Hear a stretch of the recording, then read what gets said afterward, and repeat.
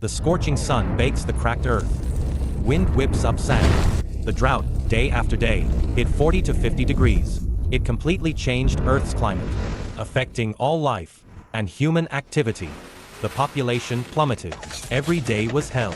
Chen Mo endured this for 5 years. Now, he couldn't take it anymore. Blood oozed from his cracked lips. In this hellish existence, death had already gripped his throat. As his consciousness faded, he seemed to see sweet water and soft bread. Just as death descended, a crisp electronic sound exploded in his mind.末世神国system forcibly activated. With a flash of blue light, 10 bottles of purified water and 10 loaves of bread appeared out of nowhere. He ravenously lunged for the supplies, greedily devouring this life-saving miracle.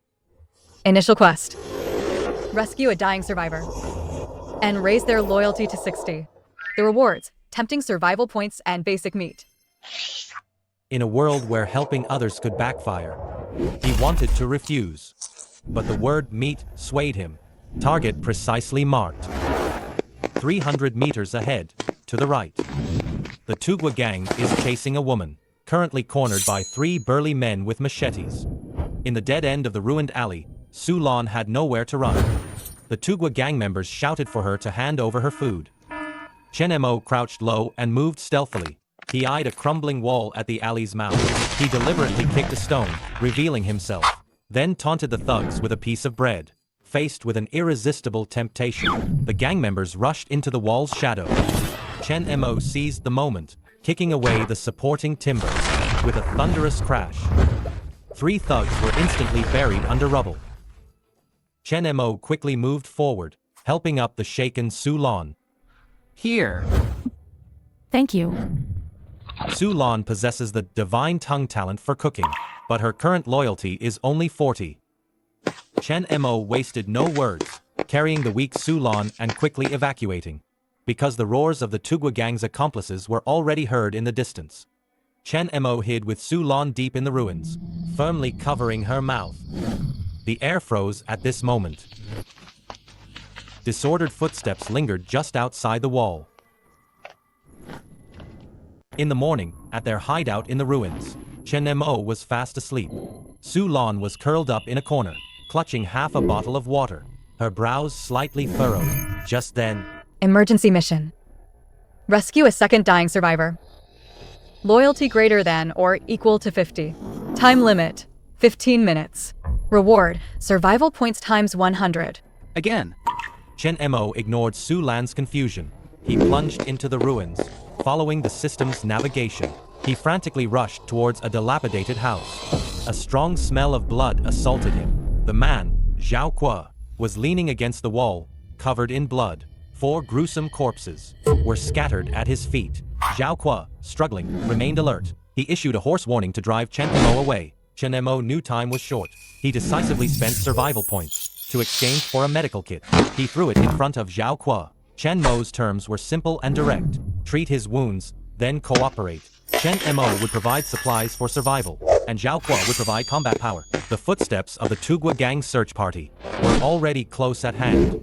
Chen Mo made his final offer of trust. Zhao Kuo, originally weak and exhausted, suddenly sharpened his gaze. He propped up his heavy body and grabbed a rusty steel pipe. The moment 2 searchers burst in, Zhao Kuo moved. Like a wounded tiger, he wildly swung the steel pipe in his hand. A heavy blow knocked out a searcher. Chen Mo was stunned by this textbook killing technique. Zhao Kuo's loyalty has soared to 50. Rescue mission successfully completed. Chen Mo led Zhao Kuo back to the basement. As Su Lan passed him a canteen of clean water, Zhao Kuo, a hardened man of iron will, gave Chen Mo a long, heavy look. I owe you a life debt. Area surrounded by Tugwa gang. Immediate relocation advised to the farm where Su Lan used to live. The trio relocated to a temporary field outpost. They gathered around the crackling campfire. Su Lan finally showcased the terrifying precision of her divine tongue talent. After a single taste of bitter wild grass, she carefully measured and mixed the ingredients, and baked up a batch of hunger-busting cookies. Chen Mo took a cautious bite, realizing it didn't just kill the hunger pangs, but actually left him feeling completely full. Su Lan, your cooking skills are practically a miracle. Once fed, the 3 discussed their next move. Chen Mo pitched a base raid strategy. Since Tugwa Gang's main force is out, hunting us down right now, we can hit their home base while it's empty. But Su Lan dropped a critical warning. Tugwa Gang rigged the farm well with explosives. They'd rather blow it up than share the water. 24-hour quest initiated. Secure the farm and disarm all explosives. With member loyalty stabilized, base buff unlocked. Well output increased by 10%. Chen Mo realized, skilled people are the true foundation of Shengua. Late night fell over the camp. Su Lan, who was dozing off, suddenly awoke with a start. She keenly recognized the Tugwa Gang's unique signal. Chen Mo ripped open the blackout cloth. Countless torchlights were moving in the distance.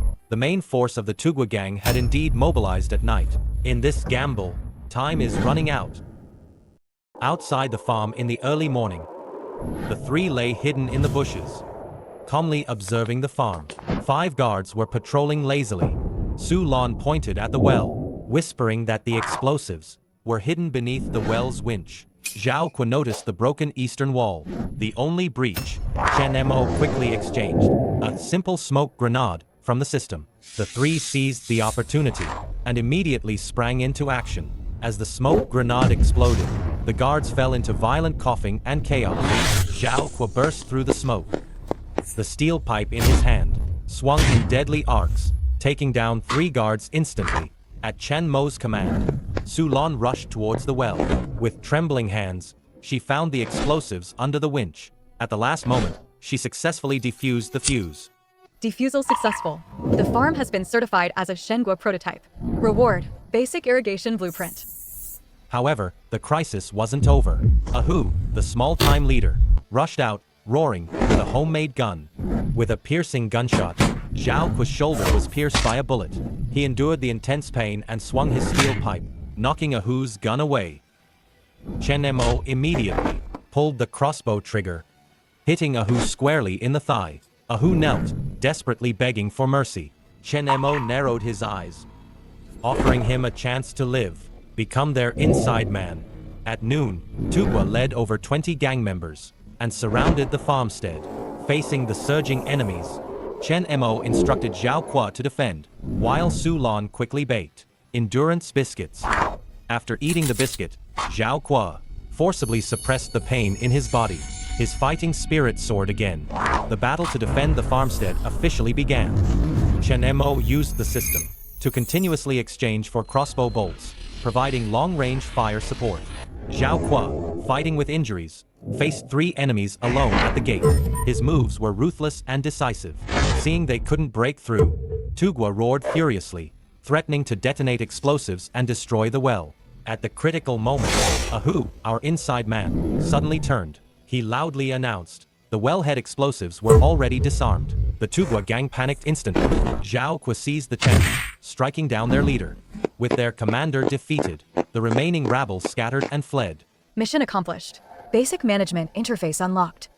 As the situation stabilized, Chen Mo stood by the well and declared, from today onwards, this place will be called Lan Camp. Su Lan caressed the well pulley, tears streaming down her face. The night's tranquility concealed a deeper crisis.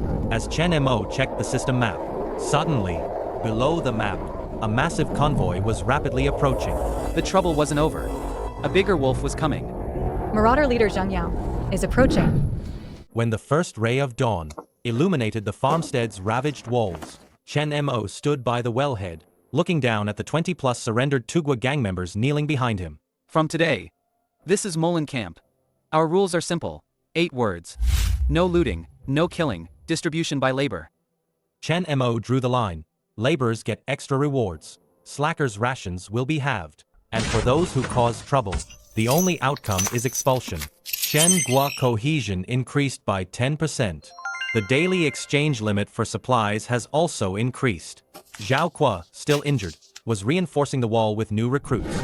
Facing the recruits' fear of Zhang Yao's overwhelming numbers, Zhao Kuo snorted coldly. He gave a direct demonstration with a steel pipe in his hand. He precisely thrust the pipe into the side of a recruit's knee, instantly making the recruit fall to his knees. Fighting in the apocalypse isn't about who's stronger. It's about who can incapacitate the other first. At noon, Su Lan was using her divine tongue talent in the kitchen. She crushed dried cactus, mixed it with flour, and kneaded it into special drought-resistant cakes. Chen Mo walked into the kitchen. He tasted one of these coarse little cakes. To his surprise, he felt a long-lost moistness in his throat. But the news Su Lan brought was not optimistic. Aside from the herbal ash her father left in the cellar, they only had enough food for 3 more days. Just as they fell silent, Li'er returned with urgent intelligence. Traces of 5 heavy-duty trucks appeared to the south, speeding towards the farm. Zhao Kuo concluded they were Zhang Yao's men, but they were heavily armed, so it didn't seem like an assault. More like a surrender offer or a trade. Chen Mo calmly gave orders. He told Su Lan to prepare more hunger-resistant rations for the night watchman, and Zhao Kuo to strengthen the western defenses. At dusk, Chen Mo stood alone on the wall. The system panel showed his survival points had reached 320. The population had increased to 31. His gaze fell on a flickering cursor at the map's edge. It was an unexplored old military facility. Su Lan handed Chen Mo a worn notebook. It was her father's diary. Amidst the faded writing, a shocking secret was revealed. The 5-year drought wasn't a natural disaster, but a leak from the Rebirth Project's experimental station. An RB strain could reverse desertification, and the key to the main control room was hidden in a secret compartment Su Lan knew about. The comm was instantly shattered. The system blared a sharp alarm. 3 mutated wild dogs, wolf-sized with glowing red eyes, slammed against the farm's gate. Zhao Kuo quickly led his men onto the wall. Crossbows were drawn. A flickering spark in the distance caught their eye. It was a mysterious man smoking, coldly observing everything. 3 rabid mutated wild dogs were frantically attacking the farm gate. Zhao Kuo and the guards quickly dealt with them. Chen Mo stared intently in the direction the dogs came from. In the darkness, a man in his 40s slowly emerged from behind the ruins. Chen Mo coldly demanded his identity. Who are you? Zhang Yao, don't be nervous, Chen Mo. I'm not here to fight. To show my sincerity, he brought a generous gift. 5 well-maintained machetes, 2 bundles of crossbow bolts, and, most incredibly, a small bag of pre-apocalypse wheat seeds. Chen Mo immediately asked about his terms. Zhang Yao was straightforward. He demanded 10 barrels of water per month. He also revealed an old military warehouse, and hoped to cooperate with Chen Mo, because there were too many mutated dog packs there. Zhang Yao tossed the map over the wall, promising he'd only take 30% after it was done. Chen Mo unfolded the map. It read, "Beware of dog packs, and even more, beware of people." Zhang Yao said he'd wait for a reply tomorrow at noon. Before leaving, he provoked them, saying the Vulture Gang they defeated was in his hands. Zhao was stated directly, "This is a trap." But Su Lan, using her divine tongue talent, confirmed these were genuine, viable seeds. With soil they could revive and bring life back. To uncover the truth, Chen Mo scanned the map with the system. He found that the radioactive dust in the map's material had a 72% match with the Rebirth Project experimental station. Chen Mo's heart jolted. He thought of Su Lan's father, the self-destruct program mentioned in the diary. Zhang Yao is sending them to the warehouse to be cannon fodder. He wants to reap the benefits. Chen Mo decided to play along. He immediately exchanged for a sonic beast repeller. Afterward, he ordered Li'er to lead a team. Their goal was to approach the perimeter of the warehouse. Just observe, don't act. Understood. At dawn, Li'er's team had infiltrated to the outside of the warehouse. All signs indicated that someone had secretly entered the warehouse. During their retreat, a team member accidentally attracted a pack of red-eyed dogs. The 4 of them ran for their lives. One team member unfortunately fell behind. A shrill scream pierced the morning's silence. Li'er, covered in wounds, stumbled into the main house. He breathlessly reported the situation at the warehouse to Chen Mo, stating that Zhang Yao was trying to harm them. Chen Mo looked out the window. Zhang Yao's convoy was slowly approaching. It was time to respond to this Hongmen banquet. The midday sun was as blinding as a knife. Zhang Yao arrived again, bringing only 4 trusted men. Tugua was tossed by the car like a dead dog. Chen Mo stepped out the door. Meanwhile, on the wall, Zhao Kuo's crossbow was already aimed at the enemy's head. Chen Mo got straight to the point. Not only are there 12 wild dogs in the warehouse, but also your informant who died miserably halfway there.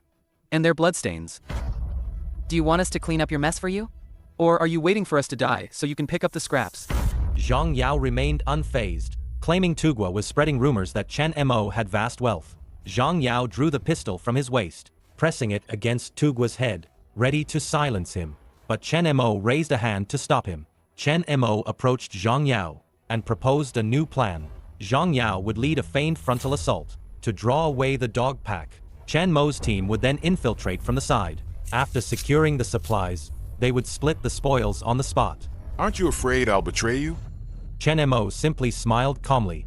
You can try. Zhang Yao laughed and agreed to meet at the warehouse at dawn. As the convoy departed, the resentful Tugwa was immediately ordered by Chen Mo to be locked in the cellar. That afternoon, Lan Camp began pre-battle preparations. Chen Mo exchanged 3 sonic beast repellers from the system. Meanwhile, Su Lan used shellac and herbal ash to concoct a powerful pain-relieving ointment.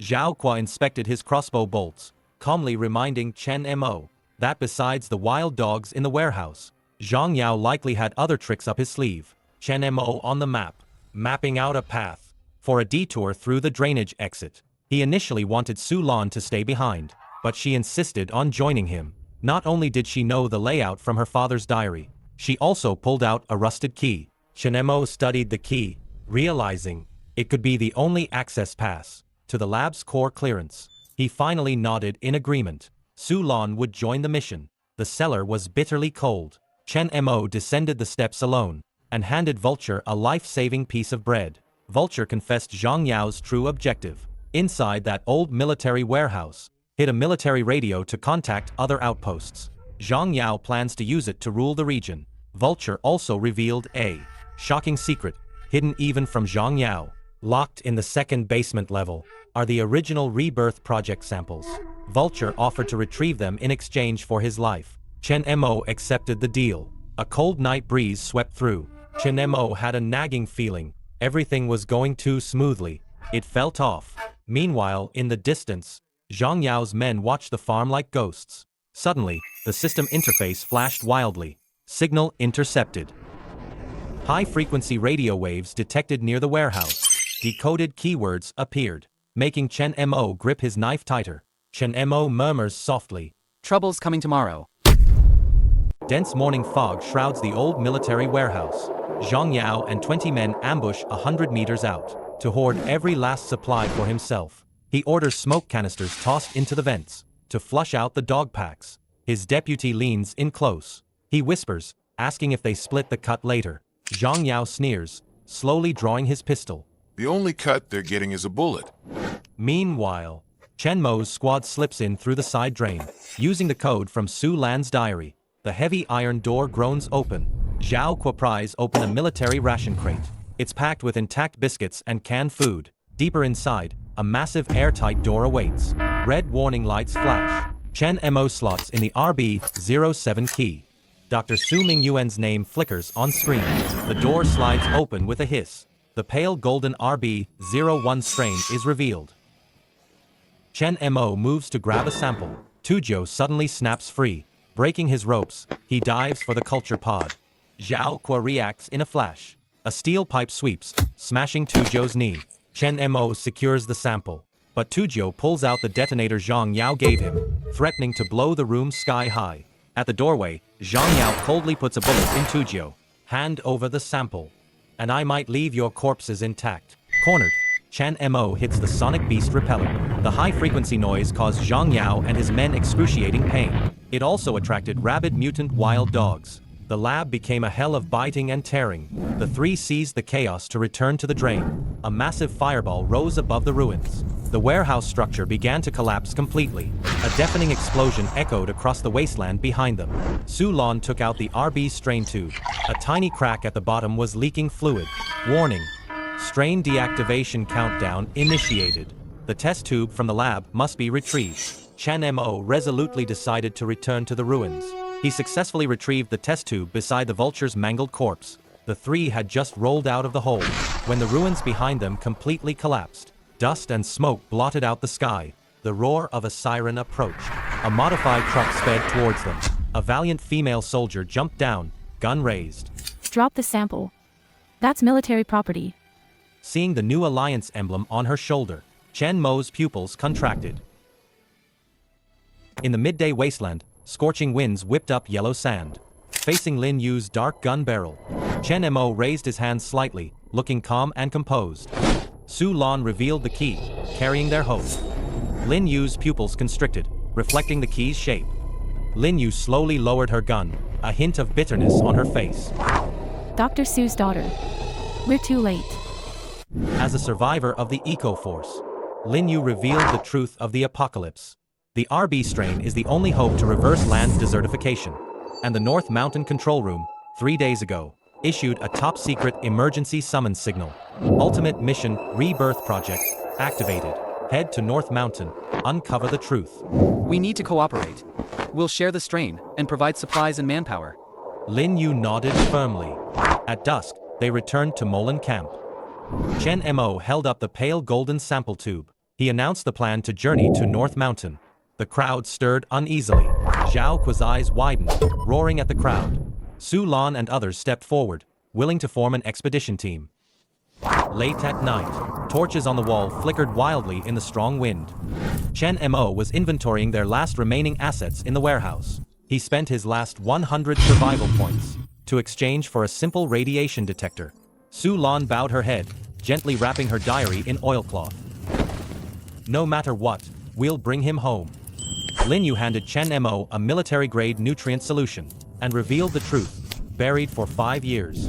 The Rebirth Project was originally a beneficial national project, but due to an accidental leak of a genetic catalyst, it evolved into its current state. The North Mountain main control room is our last hope. At dawn, the expedition team was ready to depart. Chen Mo took one last look at the cooking smoke of Lan Camp, then led the team resolutely north. After 3 hours of travel, Lin Yu raised her binoculars, holding her breath. The radio tower on the mountainside of North Mountain was slowly rotating. She vaguely saw figures in white protective suits moving beneath it. This is North Mountain.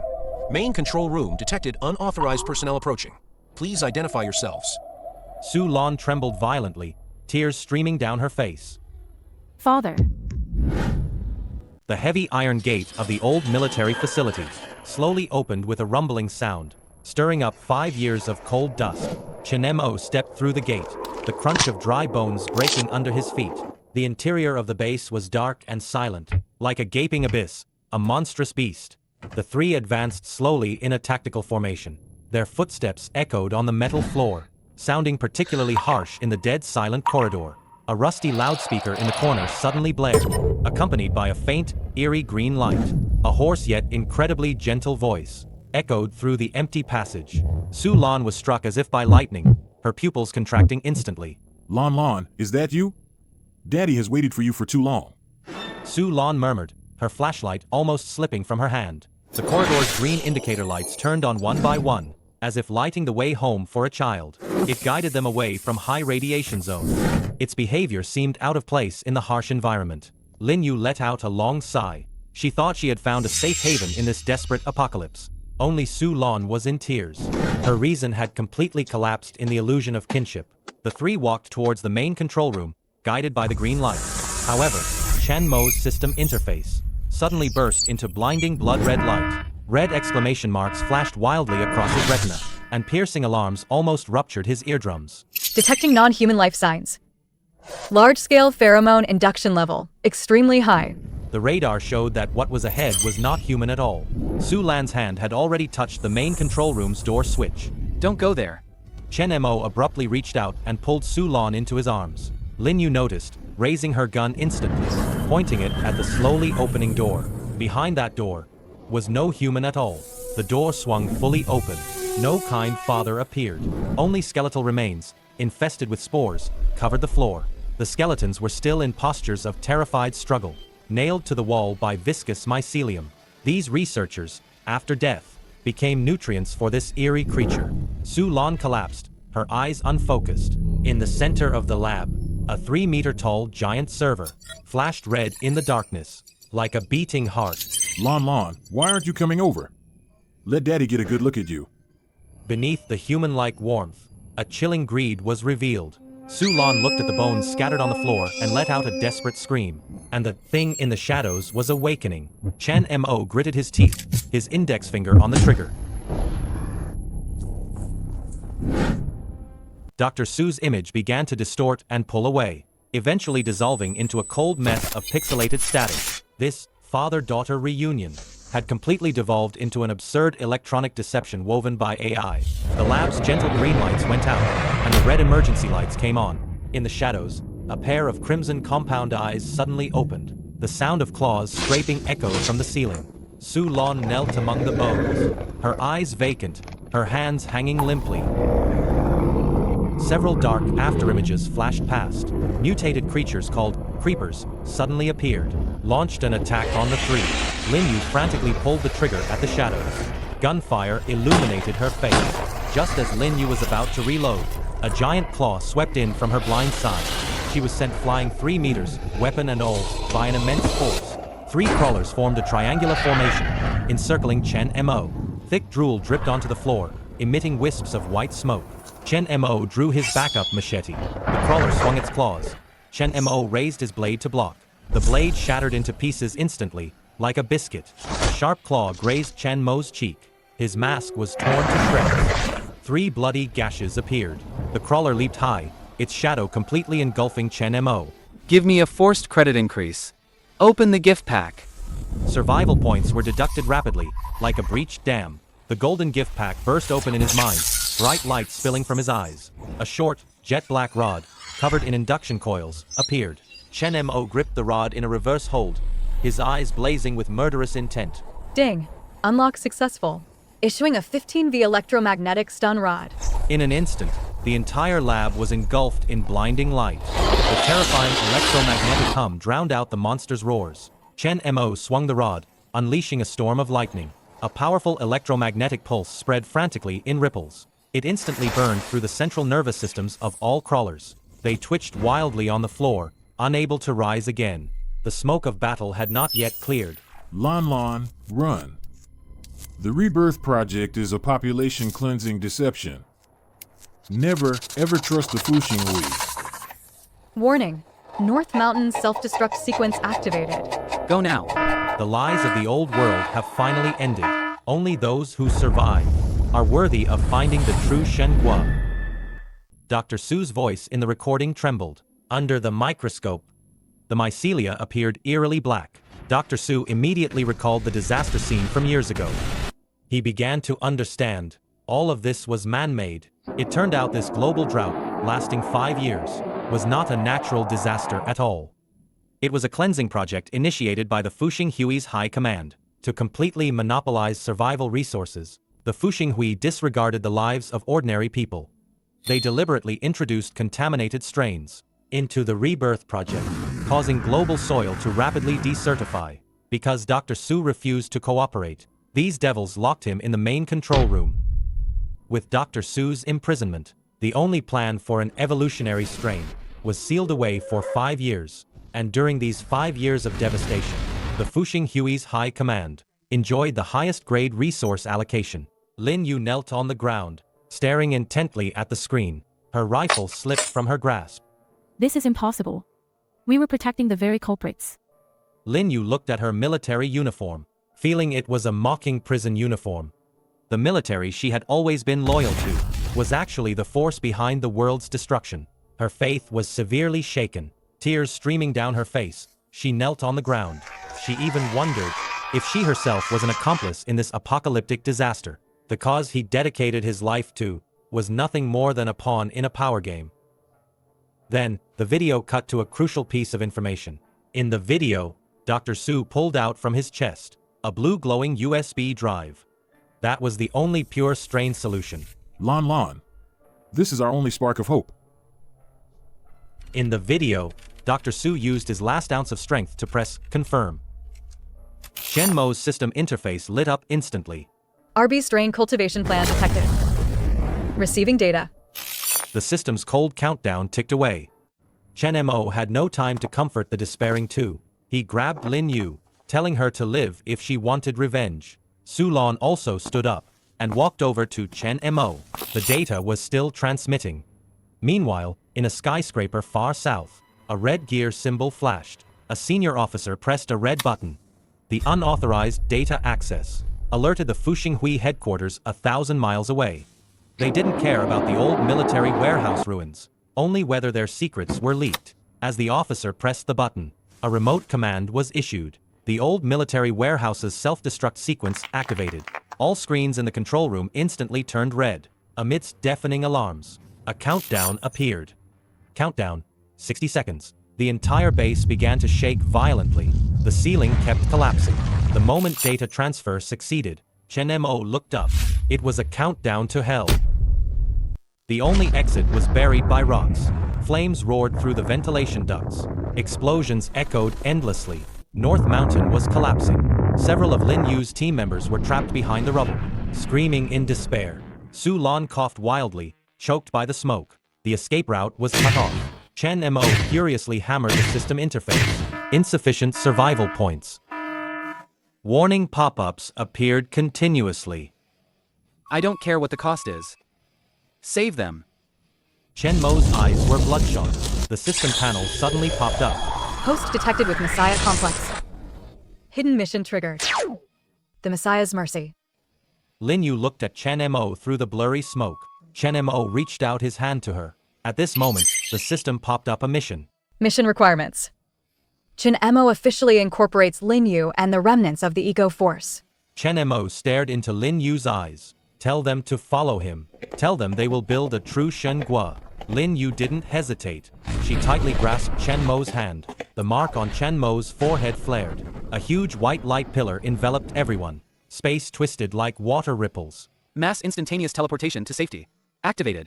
In the last microsecond, just before the flames devoured them, everyone vanished into thin air. Only a scorched circle remained. The majestic northern mountain collapsed in a giant mushroom cloud. Landslides buried everything in dust. The blast wave kicked up a 100-meter-high dust cloud.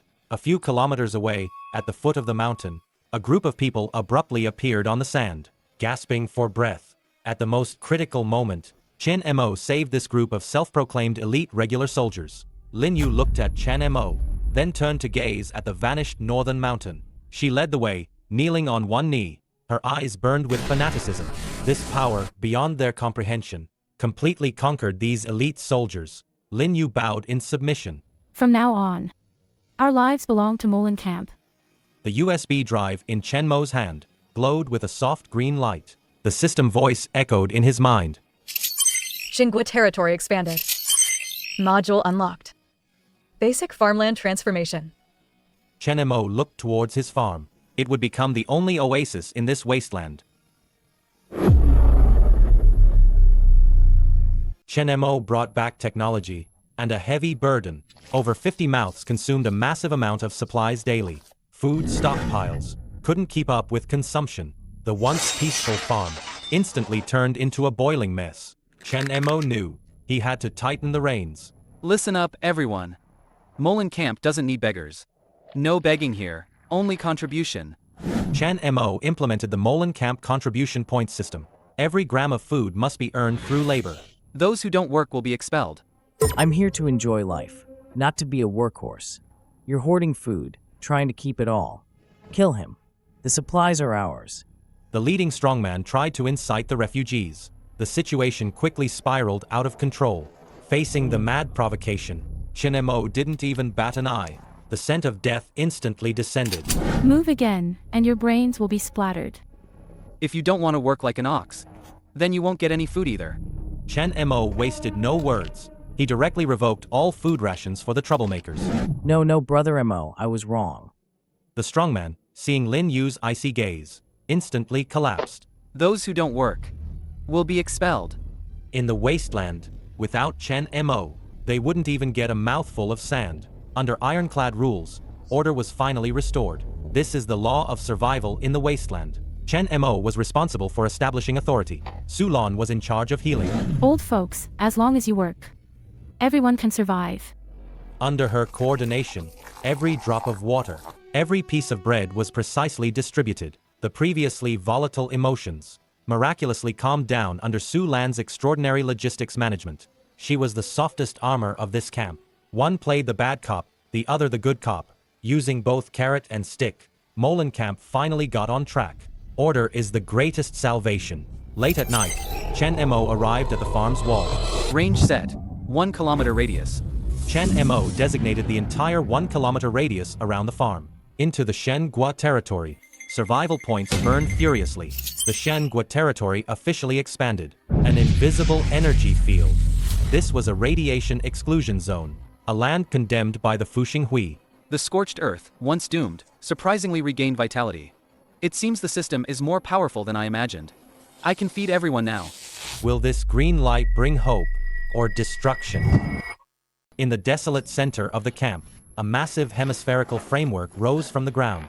The militiamen, sweating profusely, worked together to lift a translucent polymer panel. Chen Mo stood high up, holding blueprints. Under his command, the panels fit together perfectly, using the RB plan left by Dr. Su. This enclosed experimental field was officially established on the ruins. This is humanity's last refuge, and the ultimate battlefield where Su Lan and Lin Yu try to reverse civilization's destruction. In the dark soil, a tiny sprout rapidly grew. Suddenly, the green plant, like ink in water, quickly turned black and withered within seconds. Its leaves were covered in terrifying black veins. The contaminated RB strain released by the Fuxing Hui had already infiltrated every inch of groundwater in the Earth's crust. Even with cutting-edge biotechnology, this toxic soil continued to devour life with ferocity. Lin Yu angrily slammed a folder onto the table.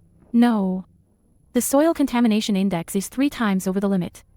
No carbon-based life can survive for more than 10 minutes. In a corner of the camp, several wanderers huddled together, whispering. Their eyes, fixed on the main house, were filled with suspicion and hostility. Rumors that Chen Mo is a liar were spreading. The desperate crowd began sharpening their knives, ready to seize rations and flee at any moment. Su Lan knelt in the scorched, withered experimental field. For the first time, she felt this helpless breakdown. From the shadows, Chen Mo took out a tube of crystal-clear liquid. This was the genetic improvement serum, rewarded by the system. It was his last bargaining chip to maintain this fragile regime. If even this gift failed to work, Lan Camp would completely collapse tonight. Chen Mo walked to the edge of the bottomless well. He tilted the test tube towards the bottomless well. That hint of ethereal blue burst open on the dark water's surface. A blue halo rapidly spread along the crisscrossing irrigation channels, illuminating the entire experimental field. The entire farm fell into a deathly silence. Hundreds of eyes stared intently at the glowing soil. Chen Mo and Su Lan held their breath, watching the ground beneath their feet. On the patch of soil soaked by Su Lan's tears, a fragile, yet incredibly stubborn, sprout of green pushed through the hard sand. Lan Camp lives. First stage transformation. Success. The camp erupted in thunderous cheers. The malice of hunger instantly dissolved before hope. They saw not science, but a miracle. That night, the seed of Shen Gua officially took root. The curse of the Fuxing Hui was blocked at the gates for the first time. Above the wasteland, long-lost starlight shone again.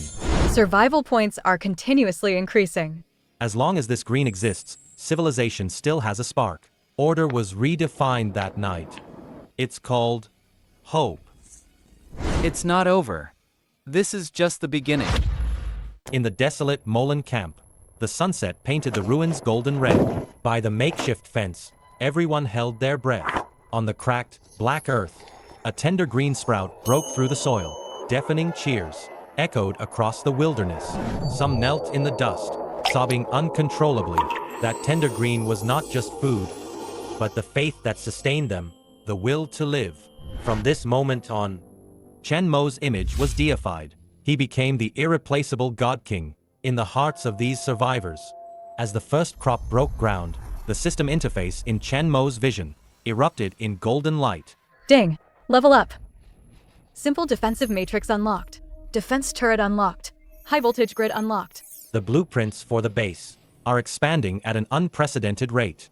Zhao Kuo is leading the newly formed militia, in training, though their movements are still stiff. The camp has reinforced its defenses. Outside the barbed wire, skulls of mutated beasts hang. Lin Yu is leading a team, repairing the radio overnight, attempting to contact the rumored scorching that preserves the knowledge of the old world. Faint static crackles from the radio. Scorching, requesting backup. Lin Yu turns her head, looking at Chen Mo, who just walked in. A joyous expression on her face. If scorching truly exists, we might find more experts. As long as they're still alive. Chen Mo quietly gazes at the wasteland outside the window. The setting sun, red as blood, Su Lan sits quietly by the furrow, carefully cupping her hands, shielding the tender seedling from the scorching sun. On her face, a serene and contented smile. Chen Mo stands alone atop the farmhouse tower. The wind tugged at his clothes, flapping loudly. He was like a god, establishing order amidst the ruins. The southern horizon. There was a thin, low-lying black mist. Lin Yu scanned with high-powered binoculars, but found nothing unusual. An unknown danger was approaching. At the far end of the southern horizon, 3 heavy reconnaissance armored vehicles were cutting through the waves. Painted with red gear symbols, they were the Fuxing Hui's cleaners.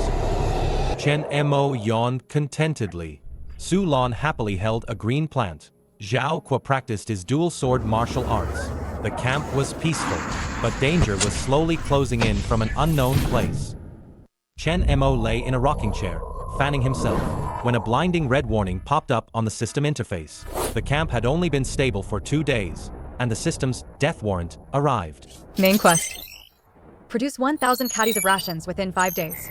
Failure will result in a 100% life deduction. This is really pushing me to my limit. Chen Mo looked at the scorching sun outside the window, then at the system store. Genetic improvement serum. 5,000 survival points.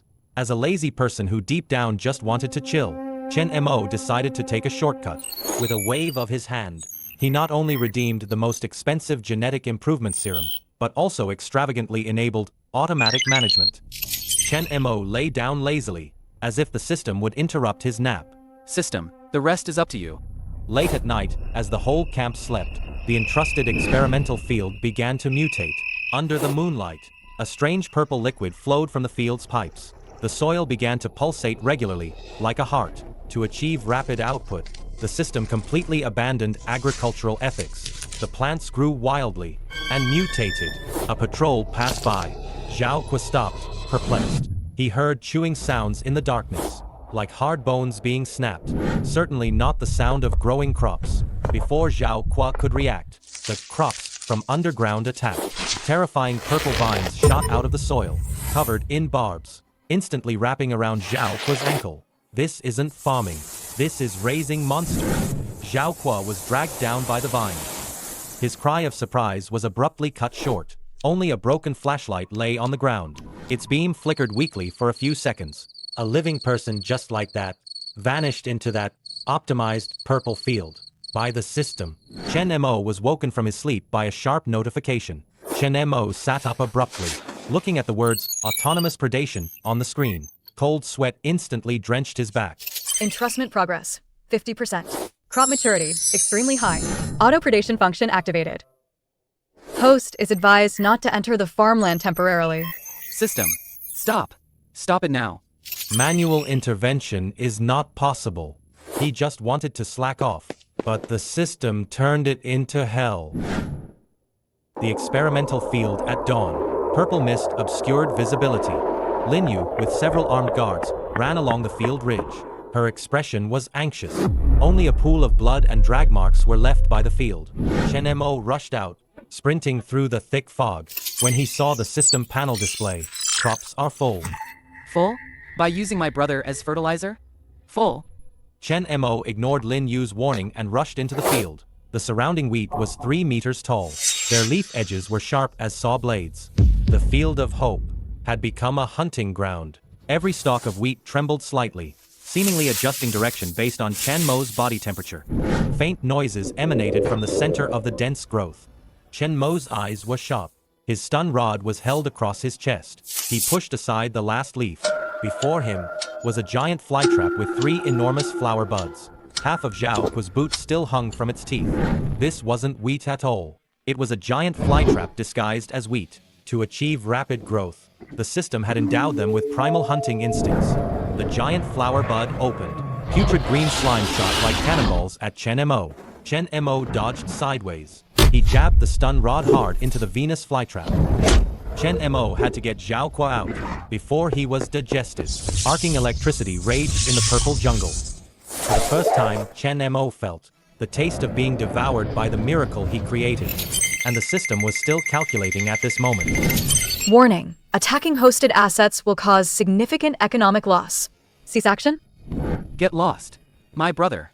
is worth 1,000,000 times more than any damn points. Between efficiency and humanity, he chose the most troublesome path. Chen Mo smashed the largest flower bud with a swing of his rod. Zhao Kuo, covered in slime, fell out. But behind Chen Mo, hundreds of wheat plants turned their heads simultaneously. Their leaves slowly unfolded, revealing dense mouthparts inside.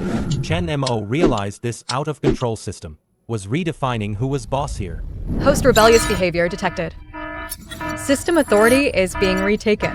You want to eat me? Are your teeth tough enough? Chen Mo, hurry up. The crop's rampage began. To see tomorrow, you first have to survive hell. Vines blocked the passage like a tide. Thorns gleamed with a cold, green light. Zhao Kuo was entangled in the center. Difficulty breathing. Extreme danger. Chen Mo presses the button on top of the sonic beast repeller.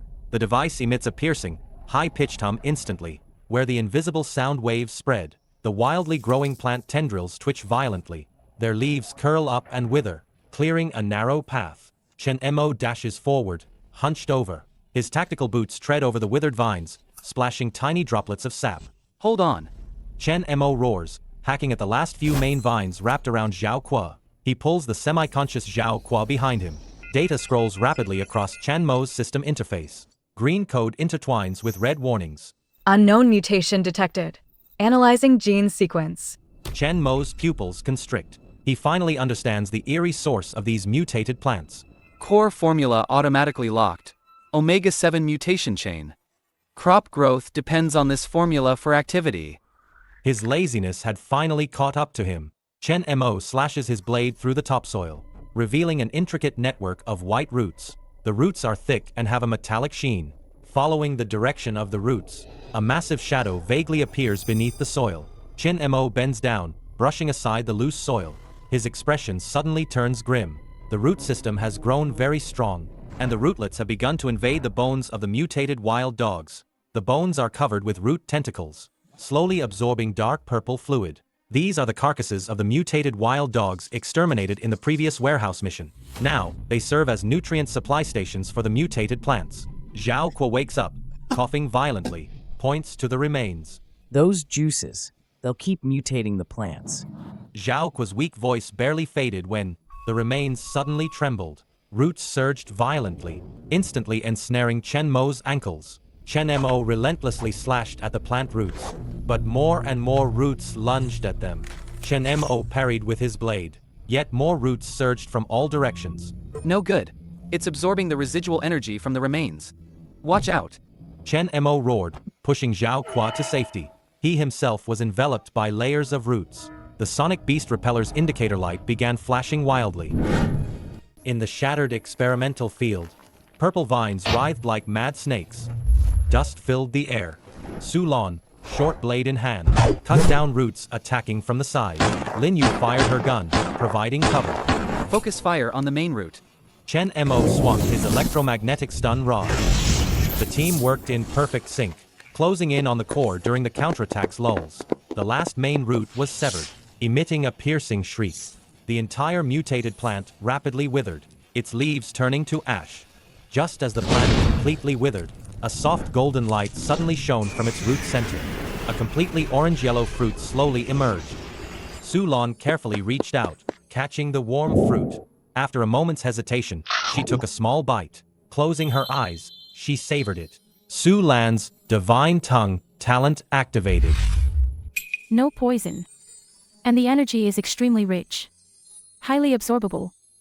Chen Mo, dragging his weary body, picked up the energy fruit and examined it. This thing almost cost him the heavy price of losing his teammates. Chen Mo cut open the fruit. The pulp inside was plump and juicy. Energy fruit detected. High yield characteristic. Each plant can bear over 10 fruits. Drought resistance level, S-class. No more worrying about what to eat tomorrow. He picked up a fruit and handed it to the dying Zhao Kuo. Zhao Kuo ate the fruit. His pale face turned rosy. The camp's food crisis was finally relieved. Chen Mo stood up, holding the glowing fruit in his hand. The crowd surged towards Chen Mo and his group like a wave. Cheers shook the sky. Children ate the fruits, their faces beaming with long-lost smiles. Hope rekindled in everyone's eyes. Chen Mo looked at all this, his heart filled with mixed emotions. He had almost lost his teammates due to his own mistake. In the shadows at the edge of the jubilant crowd, Li Si stared menacingly at the celebrating people. His malevolence was undisguised, as if brewing a conspiracy. Li Si slips back quietly, behind a derelict tent at the camp's edge. He pulls out a crude, homemade transmitter. Target camp secured energy fruits. Awaiting instructions. High in the distant night sky, a small drone hovers silently. Its lens locks onto the camp. Quiet, just the false calm before a worse storm. Camp coordinates compromised. Outside the main gate, two soldiers in Zhang Yao's uniforms push a supply cart forward, hands raised high to show no threat. The lead soldier shouts out, "Zhang Yao sent us to sue for peace. The earlier clash was just a misunderstanding. We brought treated wheat seeds as an apology. We hope to settle this." Camp guards raise their rifles and quickly relay the message to Chen Mo. The temporary shelter is packed with refugees. Kids scramble for the few energy fruits. Numbers on the grain ledger keep dropping. Chen Mo stares at the supply report. His brow tightens. Alert. Camp population surged 300% last month. Energy fruit reserves, 7 days remaining. Survivor complaints echo all around. Morale is fracturing. Chen Mo stares into the storage bin, lost in thought. Inside the clear container, wheat grains look plump, glowing with a healthy golden hue. Several elders gathered around, looking hesitant. They remarked the seeds looked promising. If they could really be grown, the food crisis would be resolved. Su Lan picked up a seed. First, she gently sniffed it, then bit into it to taste. After careful examination, Su Lan shook her head. Surface tests showed no toxins. And the composition matched ordinary wheat. But she immediately frowned and said with a grave tone, The wheat seeds have a faint smell of disinfectant. Chen Mo concluded this was definitely Zhang Yao's trick, and decisively abandoned planting the wheat. In the camp square, several survivors argued around the supply truck. Some emotionally pounded on the truck. They complained about Chen Mo being picky at such a critical moment. Some even claimed, if Chen Mo wouldn't accept them, they'd plant them themselves. The arguments grew louder, with some even questioning Chen Mo's leadership. The elders rushed forward to calm them. Chen Mo tapped his fingers on the table. Before him lay seed samples and the camp's population statistics. Refusing now could immediately cause internal strife. Accepting immediately risked Zhang Yao's trap. Chen Mo took a deep breath and finally ordered a small-scale trial planting. Strict monitoring throughout. No one was allowed to use the seeds privately. Su Lan placed a seed under the microscope. The camera focused on tiny pores on the seed's surface. A faint purple mist seeped out of the pores. She leaned closer and sniffed again. The disinfectant smell seemed clearer. A warning bell rang in Su Lan's mind. She turned and rushed to Chen Mo's tent. Chen Mo, there's something wrong with this seed. It smells like chemical residue. In the temporary shelters beside the trial fields, several survivors huddled on their beds. Their lips were cracked, and they coughed constantly. I need water. The survivors groaned weakly. Even after drinking large amounts of water, their dehydration showed no signs of easing. The guard quickly reported. Chen Mo arrived swiftly with the medical team. Chen Mo looked at the emaciated, dehydrated survivors, and seemed to understand something. Within half a day, more people who had touched the trial soil or seeds began showing dehydration symptoms. The medical tent was overflowing. Medication is running low, the doctor anxiously told Chen Mo. These are not ordinary dehydration cases. Their bodies are rapidly losing water. We can't find the cause, so we can't treat it at all. Panic began to spread through the camp. Everyone was terrified by the plague and hunger. The camp's communicator suddenly rang. Zhang Yao's mocking laughter came through. Zhang Yao stopped beating around the bush. Chen Mo, you must have seen my gift by now. He threatens Chen Mo. You want the antidote? Simple. Exchange it for the RB01 strain plan. The communicator cuts off, leaving only silence. Everyone is panicking over Zhang Yao's threats, and even begin to question Chen Mo's decisions. Chen Mo stands before the system interface. The interface displays details of the RB01 strain plan. This is the key technology to combat contaminated soil in the apocalypse. Handing over the plan means giving up the future possibility of improving the soil. If not, the camp residents will dehydrate and die. Chen Mo clenches his fists, knuckles turning white. His heart is in agony. Outside the medical tent, a crowd of survivors gathers to protest. Some hold signs demanding the plan be exchanged for the antidote. Emotions run high. They complain that Chen Mo's hesitation is harming them. Some even demand Chen Mo agree to Zhang Yao's exchange. The protests grow louder. Some even try to storm Chen Mo's office. Chen Mo looks at the hesitant expressions of his core members. Their eyes also show wavering and worry. They followed Chen Mo to survive. A member whispers, "If giving up the plan can save everyone, perhaps we can find other ways to improve the soil." Chen Mo's heart sinks. In this apocalyptic world, he brought these people the hope of life. But human nature once again proved the truth. Every man for himself when disaster strikes. The system interface before Chen Mo suddenly turned red. A piercing warning sound blared. Warning. Host's territory loyalty has dropped below 40%. Alert. Xinguo management functions will be frozen in 24 hours. After freezing, all system assistance capabilities will be disabled. Inside the camp's mess hall, Li Si stood on a table, waving his arms and shouting. Around him gathered a crowd of former Tugwa gang members and disgruntled survivors. Li Si roared that Chen Mo was incompetent, unable to even protect their lives. Following him would only lead to death. It's better to accept Leader Zhang's protection. At least they could survive. No sooner had he spoken than people began smashing mess hall utensils. The mess hall instantly plunged into chaos. Former Tugwa gang members led the charge towards the mess hall door, clashing with camp guards.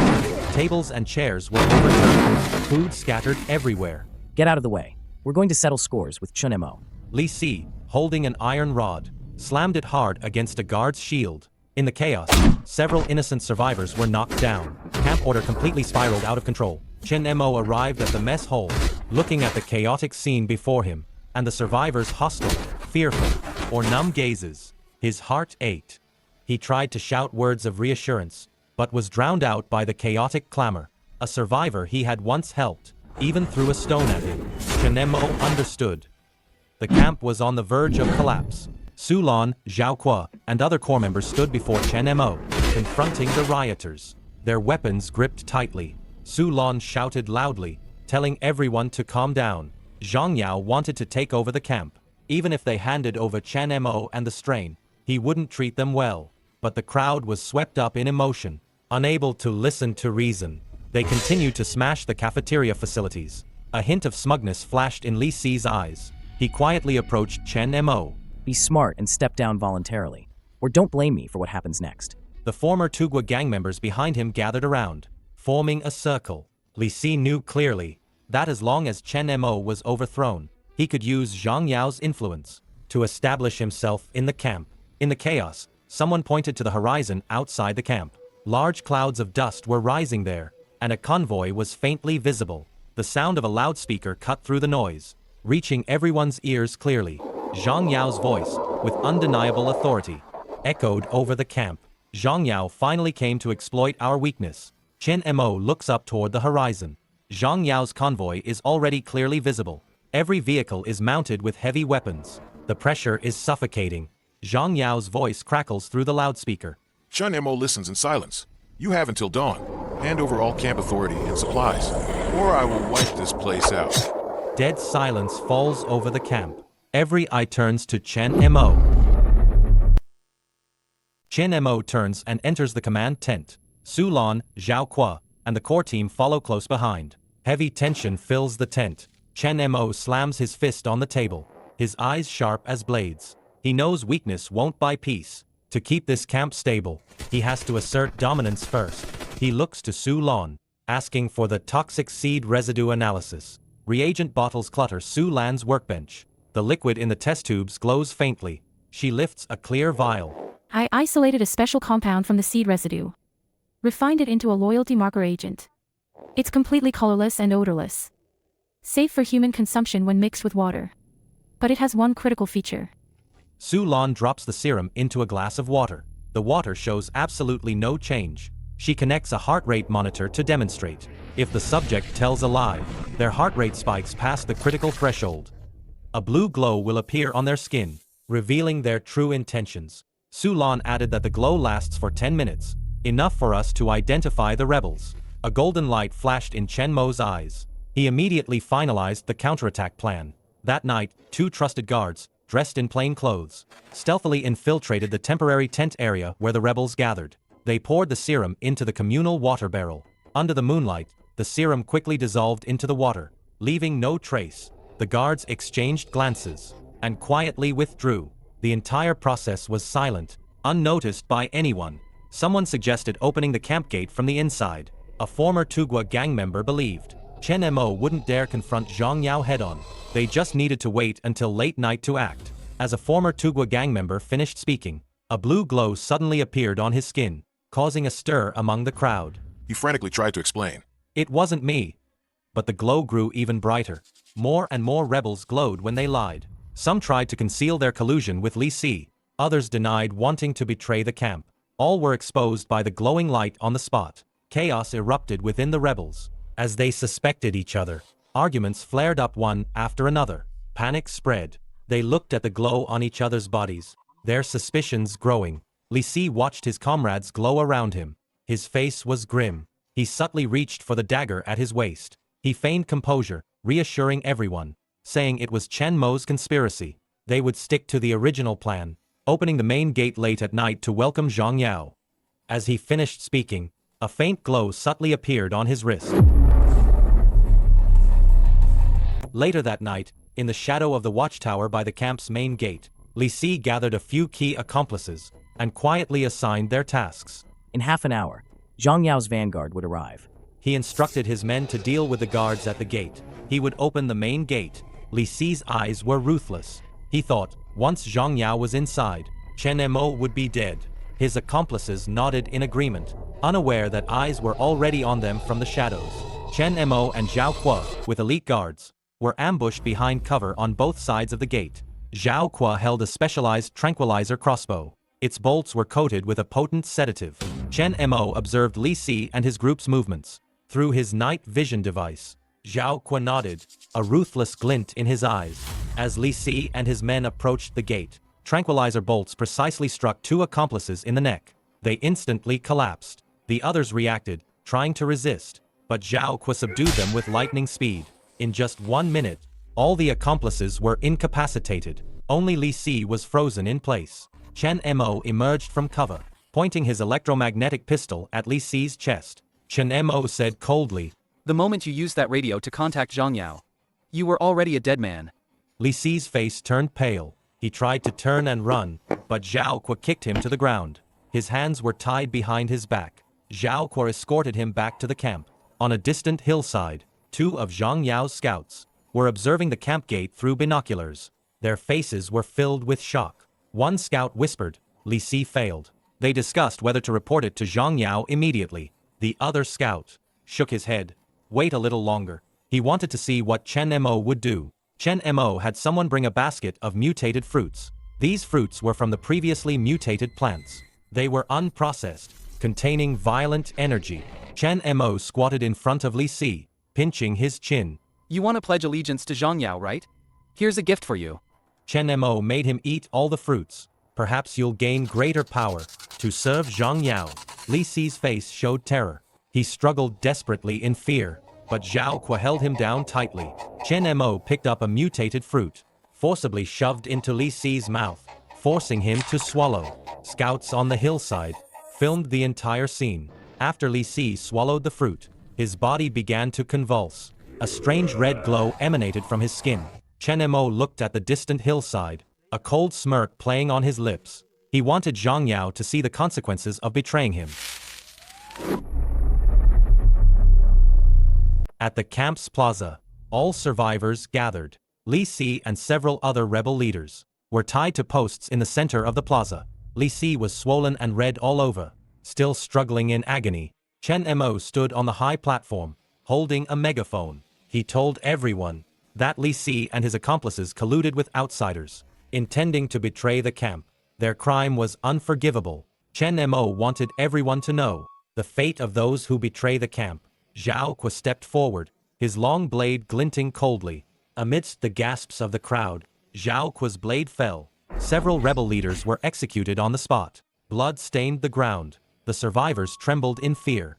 Those who had harbored discontent earlier were now silent as cicadas. Chen Mo's decisive action completely awed everyone. And the articles of the Shengua Basic Law. From today onwards, the camp will officially be renamed Shengua. Chen Mo loudly announced the contribution point system. Everyone would earn contribution points. Through labor, combat, and other means, contribution points would determine food distribution and living conditions. The basic law of Shengua forbids betrayal, internal strife, and harming the innocent. Violators will have all contribution points revoked and never be rehired. Awe appeared on the survivors' faces. The camp's territory loyalty instantly recovered. Chen Mo's system interface returned to normal. A green prompt box popped up. Congratulations, host, for restoring order. Territory loyalty has increased to 85%. Shengua management functions are finally unfrozen. Territory defense module also unlocked.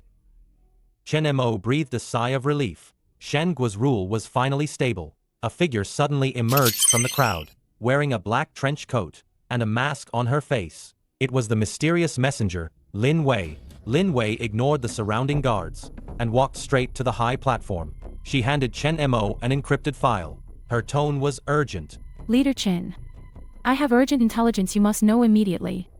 Chen Mo opened the encrypted file. Inside were several photos and text descriptions. The photos showed the interior of a Fuxing Hui factory. Hundreds of modified humans lay in cultivation pods, eyes glowing red. Lin Wei's voice was low, each word piercing. Inside the Fuxing Hui factory, hundreds of modified humans are awakening. They are invulnerable, knowing only slaughter. Their goal is to destroy all survivors. Your Shengua is in grave danger. Chen Mo's expression instantly turned grim. The wasteland wind, carrying grit, swept across the tense faces of Lan Camp soldiers. Inside the fence, everyone gripped their weapons tightly, their muzzles pointed at the intruders. Zhang Yao sat in the passenger seat of a modified off-road vehicle, poking his head out. Behind him followed the black sedan of the Fuxing Hui envoy, and those modified humans, capable of tearing steel plates, made the ground tremble slightly with each step, silently declaring absolute military dominance. Chen Mo, come out. Surrender. Zhang Yao's voice, amplified by a loudspeaker, echoed throughout the camp. He demanded 80% of their food, and control of the well they relied on for survival. The envoy stepped forward, adding that this was an order from the Fuxing Hui. Those who disobeyed would be defying the order of the entire wasteland. A commotion erupted among the soldiers in the camp. Angry roars almost drowned out the opponents' shouts. Chen Mo's appearance instantly quieted the camp. Everyone was waiting for their leader to give the order to fight. But Chen Mo stopped his steps. 10 meters away from Zhang Yao, he looked around, seeing the emaciated elders and children in the camp. Then at the menacing cyborgs behind Zhang Yao, he slowly lowered his head. Coward. Someone shouted, triggering a chain reaction. The soldiers' curses, the crisp sound of weapons dropping, interwove into a symphony of despair. Chen Mo's knees hit the scorching sand heavily, sending dust flying. His back was ramrod straight, yet in everyone's eyes, it was a sign of surrender. Zhang Yao and the envoy exchanged a smile, their eyes full of disdain. Chen Mo looked up, a barely perceptible curve on his lips. His voice was hoarse. I accept your terms. Chen Mo's voice wasn't loud, but it clearly reached everyone's ears. Zhang Yao burst into laughter, telling Chen Mo that if he'd done this sooner, everyone could have avoided the unpleasantness. The envoy coldly told Chen Mo he hoped Chen Mo would keep his promise, otherwise Lan Camp would vanish from the wasteland. It wasn't until Zhang Yao's convoy completely disappeared from sight that Chen Mo slowly stood up. He brushed the dust from his knees, his gaze sweeping over the angry and disappointed soldiers in the camp. Without much explanation, he simply told everyone in a deep voice to return to their posts and proceed as planned. Despite their displeasure, the soldiers still followed orders. No one knew that, the moment Chen Mo knelt, the system had already activated a covert tracking program. As the Fuxing Hui envoy's briefcase passed him, a miniature tracking device, invisible to the naked eye, silently attached itself. Tracking device successfully implanted in envoy's briefcase. Teleportation coordinates locked. Chen Mo clenched his fists. A meticulously planned revenge had just begun. The next morning, Chen Mo contacted Zhang Yao, claiming he would personally deliver a gift of apology to his base, as a show of sincerity. Upon hearing this, Zhang Yao agreed without hesitation. In his eyes, Chen Mo's actions were undoubtedly proof of complete surrender. Sunlight shone on the wooden crates, their grain clearly visible. No one would have thought that these seemingly ordinary wooden crates did not contain life-saving food. Chen Mo used the system's unique spatial backpack storage feature to stage a perfect deception. First, he had soldiers load the crates with food, creating the illusion of full crates. Then, in an unnoticed corner, through the system, he transferred all the food from the crates into his spatial backpack. Afterward, he poured pre-prepared high-efficiency fuel into the crates. This fuel was extracted from mutated man-eating flowers, and not only had an extremely low ignition point, and it's highly adhesive. One soldier looks deeply skeptical. Will the boss's plan actually work? What if we're spotted? Chen Mo pats him on the shoulder, telling the soldier, greedy eyes only focus on the grain. They won't spot the details. His tone is firm, which instantly boosts the soldier's confidence. Chen Mo personally leads the convoy, heading straight for Zhang Yao's base. Zhang Yao's camp is set up in an abandoned factory, with extremely tight defenses. Once the convoy arrives, guards instantly raise their weapons. They run a strict inspection on the vehicles. They've checked everything. They tap on the wooden crates, hearing a heavy, solid thud from inside. They pry open one corner, and see it's packed with plump grain. Finally lowering their guard, they wave the convoy through. Chen Mo, you're finally playing it smart. Zhang Yao steps up, pats Chen Mo on the shoulder, and speaks with smug satisfaction. This grain will keep my crew through the winter. Chen Mo bows his head in mock humility. It's an honor to serve you, Leader Zhang. The Fuxing Hui envoy stands nearby, coldly tallying the crate count, making sure not a single grain is missing. Zhang Yao couldn't wait to verify the quantity and quality of the rations. He ordered his men to crack open the crates. His focus was locked on the food inside, completely blind to the subtle shift at the base. That clear, high-grade fuel was slowly seeping through the wooden seams, greedily prying open box after box. Zhang Yao sighed in satisfaction with each one, but he never noticed Chen Mo's gaze, quietly sweeping over the fuel depot and the ammo bunker, locking every layout into memory. Nor did he catch the clear oil oozing from the crate bottoms. That lethal liquid would, before long, turn the whole camp into a raging inferno. To celebrate their bloodless victory, Zhang Yao threw a lavish banquet. As a sworn subordinate, Chen Mo got a prime seat right beside the boss. The hall was deafening. Soldiers' cheers and drinking games crashed together, dripping with reckless indulgence. Zhang Yao kept pushing drinks on Chen Mo, trying to utterly humiliate his former rival. Chen Mo played right along, kicking off his own little show. He downed cup after cup, spouting nonsense one moment, then showering Zhang Yao with praise the next, nailing the look of a cowardly, power-hungry bootlicker to AT. Leader Zhang, you are truly wise and mighty.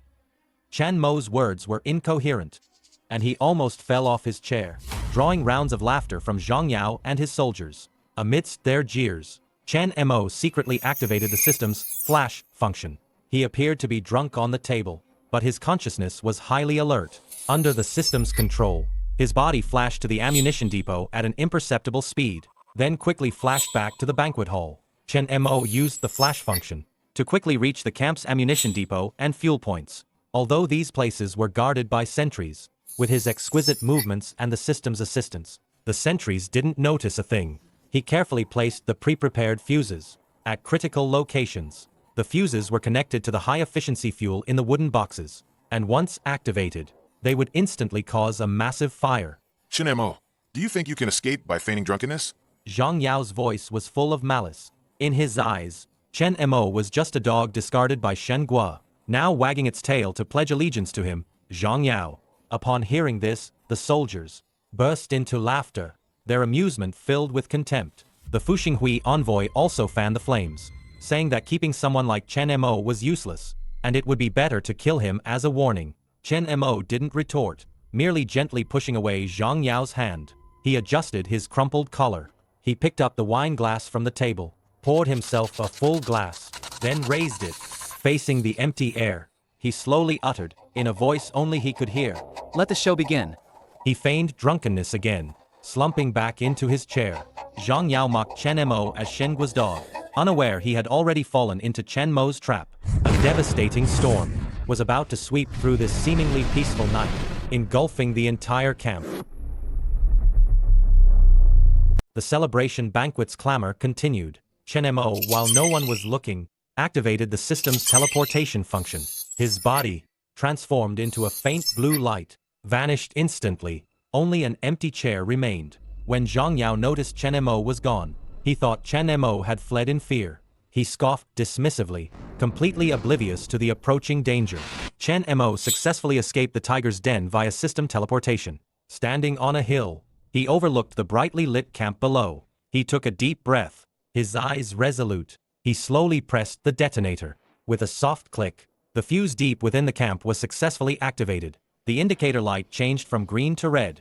Countdown initiated. Instantly, Zhang Yao's camp became a sea of flames. The potent fuel seeping from the wooden crates. Once it met an open flame, it erupted with astonishing power. The flames, carrying extremely high temperatures, quickly spread throughout the entire camp. The highly adhesive mutated oil made the flames cling tightly to buildings and equipment, impossible to extinguish. The screams of soldiers, the roar of collapsing buildings echoed through the night sky. The Fu Xinghui messenger never imagined he would meet such an end. Trapped in the inferno, he tried to escape, but burning wooden beams blocked his path.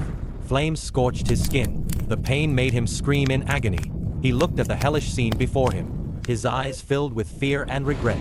But it was too late for regrets. Zhang Yao's proud steel fortress was vulnerable before the potent fuel's flames. Its steel shell glowed red-hot, then slowly softened and collapsed. Vehicles and weapons within the camp all turned into piles of scrap metal in the fire. The once impregnable camp was now a burning ruin, like a Red Cliffs battle in the wasteland. A truly horrific sight. Something even more terrifying happened in the flames. Zhang Yao's proud half-finished modified humans. Their internal control systems couldn't withstand the high temperatures, and completely failed. The modified humans, now out of control, instantly transformed into raging beasts. They began indiscriminately slaughtering everything around them. Their targets were no longer just enemies, but everyone, including Zhang Yao's soldiers. Chen Mo stood on the hill, coldly watching the hell below. Amidst the flames, those incomplete modified humans, due to the high-temperature control system failure, began indiscriminately slaughtering Zhang Yao's soldiers. Screams, battle cries, and the crackling of burning flames interwove into a symphony of death. Zhang Yao's forces were slowly heading towards destruction in this inferno. The camp became a sea of fire, soldiers brutally massacred by the modified humans. Zhang Yao stood in the center of the blaze, surrounded by collapsed ruins and charred corpses. Zhang Yao painfully knelt, his fist slamming hard against the shattered rocks on the ground. He hated Chen Mo's cunning, his own greed, and even more, his failure. Driven by despair, he made a desperate decision. He ran towards the laboratory where the evolution serum was stored. The lab was in chaos. Zhang Yao frantically searched through overturned cold storage units. He found the incomplete evolution serum. At this moment, Zhang Yao had no retreat. He saw this serum as his last gamble. The moment the serum injected into his body, Zhang Yao let out a painful roar. His body grew continuously, his skin turning dark purple.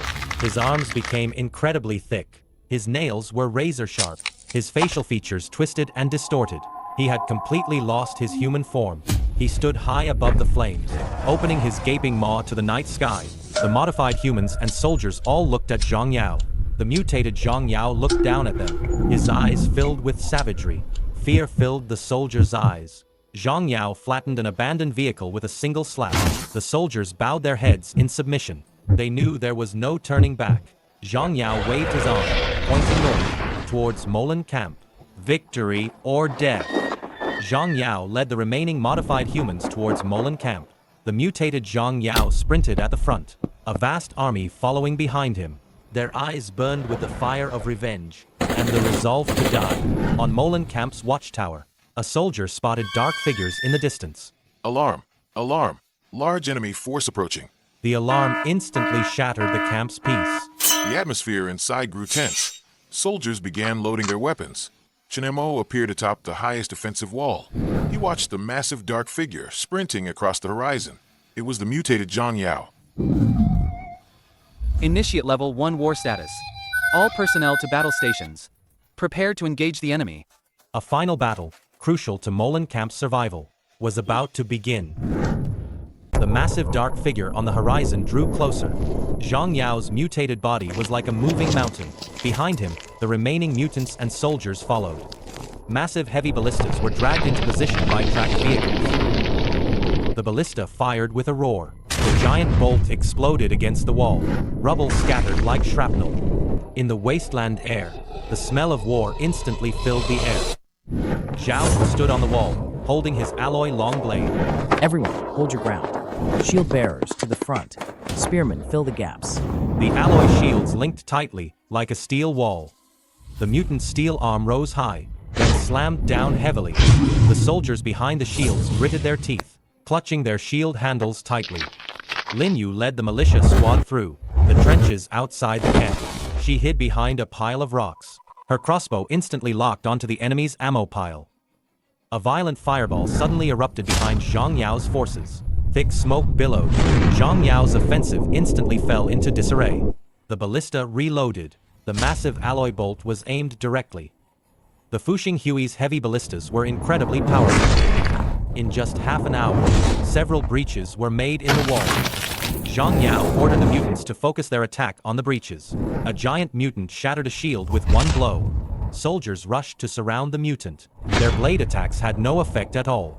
Chen Mo stood on the command tower, watching the fierce battle below. Zhao Kuo, hold this gap at all costs. Hold until I activate the skill. Don't worry. As long as I'm here, the defense line won't break. Lan Camp was like an isolated island, surrounded by a black tide. Chen Mo's eyes were fixed on the environmental disruption option. Zhao Kuo charged to the gap himself. His alloy long blade clashed with metal joints, sending sparks flying. The blood of war stained the ground red. Chen Mo stood at the edge of the high tower, no longer hesitating. Environmental disruption activating. Consume 100,000 survival points. Confirm? Confirm. A sandstorm, about to change the tide of battle, was quietly brewing. The heavy crossbow's stand creaked in the fierce wind. Chen Mo stood at the spire, arms outstretched. This is the wrath of Shen Guo, the end of the world. Overload disruption activated. The true hell begins now. Massive survival points were rapidly consumed. Chen Mo could clearly feel the energy fluctuations from the system. Above Lan Camp, the previously gloomy sky began to turn crimson. Gale winds swept up the red sand from the ground. Zhang Yao's remaining forces noticed something was wrong. Their attack rhythm noticeably slowed. Dust lung sandstorm, activate. As Chen Mo's voice fell, the sky-filled red sand seemed to come alive, sweeping towards the battlefield. Zhang Yao's soldiers were blinded by the sand. They all stopped in their tracks, waving their weapons wildly, plunging into chaos. Zhang Yao's modified humans had the brute strength to tear steel, but relied heavily on sight and sonar for positioning. Their positioning systems were jammed by the sandstorm, completely failing. They could only stumble around like headless chickens in the storm.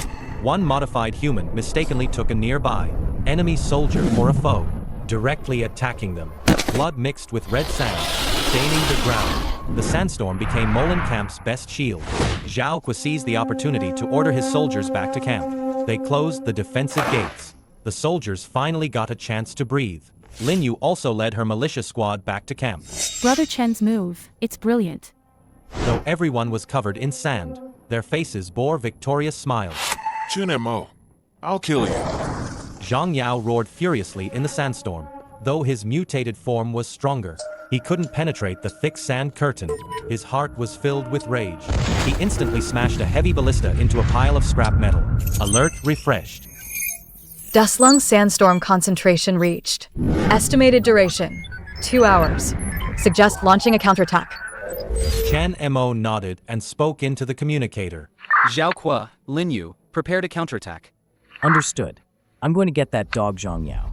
Zhao Kuo led the team, equipped with infrared vision devices. Flank them from the side. Lin Yu guide them, Mark enemy positions. Zhang Yao's modified soldiers were completely lost in the sandstorm. They had no idea that the shadow of death had quietly fallen. Zhao Kuo led his team into the sandstorm. Their infrared scopes allowed them to clearly see the enemy's positions in the storm. A one-sided hunt was about to begin. Through the infrared scopes, the enemies in the sandstorm appeared as red outlines. Whether regular soldiers or modified humans, all were clearly visible, with nowhere to hide. Zhao Kuo made a silencing gesture. The entire team wore infrared scopes acquired from the system. The sandstorm was no longer an obstacle to them. The team immediately slowed their pace. Zhao Kuo's silenced rifle aimed at an enemy soldier stumbling around in the sandstorm. A bullet pierced the soldier's head. Blood splattered, but was instantly swallowed by the sandstorm. The enemy soldier fell silently, without even a cry. Zhao Kuo's team moved like ghosts through the sandstorm. Every shot accurately hit a vital spot. No wasted movements. They never lingered in combat. After eliminating a target, they immediately moved on. The entire process was terrifyingly silent. The modified humans noticed their comrades dwindling. They became even more frantic, but their acute hearing detected something amiss. One modified human heard faint footsteps. It immediately charged in the direction of the sound. Seeing this, Zhao Kuo's squad immediately spread out. The squad used the terrain to lure the modified humans, then attacked from the flank, striking their weak joints. One modified human, severely wounded in the chest, fell to its knees. The self-destruct device on its chest began to flash red. Oh no, it's going to self-destruct. The modified human's self-destruct power is immense, enough to turn everything within 10 meters into ash. Zhao Kuo, fall back. Leave it to me. Zhao Kuo immediately led his squad to retreat quickly. Chen Mo stood on the command tower, operating the system interface rapidly with his fingers. He activated the system's spatial teleportation function, then locked onto the modified human about to self-destruct. Chen Mo gave a low command, and the system instantly initiated the teleport. The modified human, moments from self-destructing, vanished from its spot, leaving only a faint blue glow. Next to Zhang Yao's command vehicle, the modified human suddenly appeared. The command vehicle was instantly overturned by the explosion's shockwave. Several officers inside the command vehicle died on the spot. Zhang Yao, being some distance from the vehicle, narrowly escaped, but he was also thrown back by the shockwave, suffering large patches of skin burns. Chen Mo, this is impossible. The explosion's fire was particularly striking in the sandstorm. Zhang Yao's remaining forces instantly plummeted in morale. Zhao Kuo, keep pushing forward. I'll provide support from behind at any time. The hunt in the sandstorm continued. The intensity of the dust-lung sandstorm gradually weakened, but visibility in this dead center remained astonishingly low. Zhang Yao stood on the ruins, with only a few elite modified humans left by his side. He knew he was cornered. To turn the tables, he had to kill Chen Mo. With his mutated senses, he prepared for a final assault. High above the ruins, a grim figure with a long blade looked down at the monster below. Zhao Kuo leaped from above, landing steadily 10 meters in front of Zhang Yao. Zhang Yao, your doomsday is here. Zhang Yao let out an inhuman roar. The mutated Zhang Yao exuded a suffocating pressure. His remaining forces also prepared for their last stand. A giant steel arm swept across. Zhao Kuo dodged it with a light backflip. He circled behind, slashing at its neck joint. The modified human's defense surprised Zhao Kuo. Zhao Kuo was forced back several meters, propping himself with one hand, his gaze still calm. Zhao Kuo pulled out the secret weapon Chen Mo gave him. It was an electromagnetic pulse specifically designed for modified human nervous systems. Zhang Yao looked at the small, blue flashing device, a primal fear rising in his heart. Zhao Kuo steadily raised the device amidst the rain of red sand. His thumb pressed the launch button hard. A circular blue pulse beam instantly swept across a 10-meter radius. The modified humans froze instantly, like disconnected puppets. Zhang Yao was stunned, watching his proud army instantly turn into scrap metal. He furiously charged at Zhao Kuo. Two figures moved at high speed through the ruins.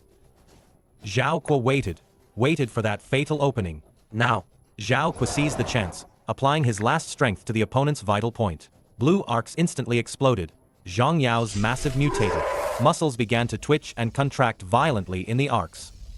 Zhao Kuo, holding a steel pipe with both hands, plunged it into the wound on Zhang Yao's back neck. The once formidable warlord had finally reached his end. Zhao Kuo sheathed his alloy knife. All threats around Lan Camp vanished with Zhang Yao's death. In the distance, The first rays of dawn pierced the red dust. Zhang Yao's forces were utterly annihilated. Soldiers were clearing the battlefield, gathering supplies and weapons. Chen Mo looked at the battlefield, but felt no relief. Chief, we found a locked enemy supply vehicle. Someone's inside, it seems. Chen Mo immediately rushed to the vehicle. After forcing the door open, they found a group of huddled researchers. They wore tattered lab coats, looking incredibly weak. A white-haired elder emerged from the group. Seeing Chen Mo, his eyes filled with shock and excitement. Who are you? We are scholars from Shueqing. Shueqing was one of the few sanctuaries of knowledge in the wasteland, home to many scientists and scholars. Chen Mo never expected to meet them here. The elder took an encrypted USB from his pocket and handed it to Chen Mo. He gravely told Chen Mo, "This contains key data behind the desertification."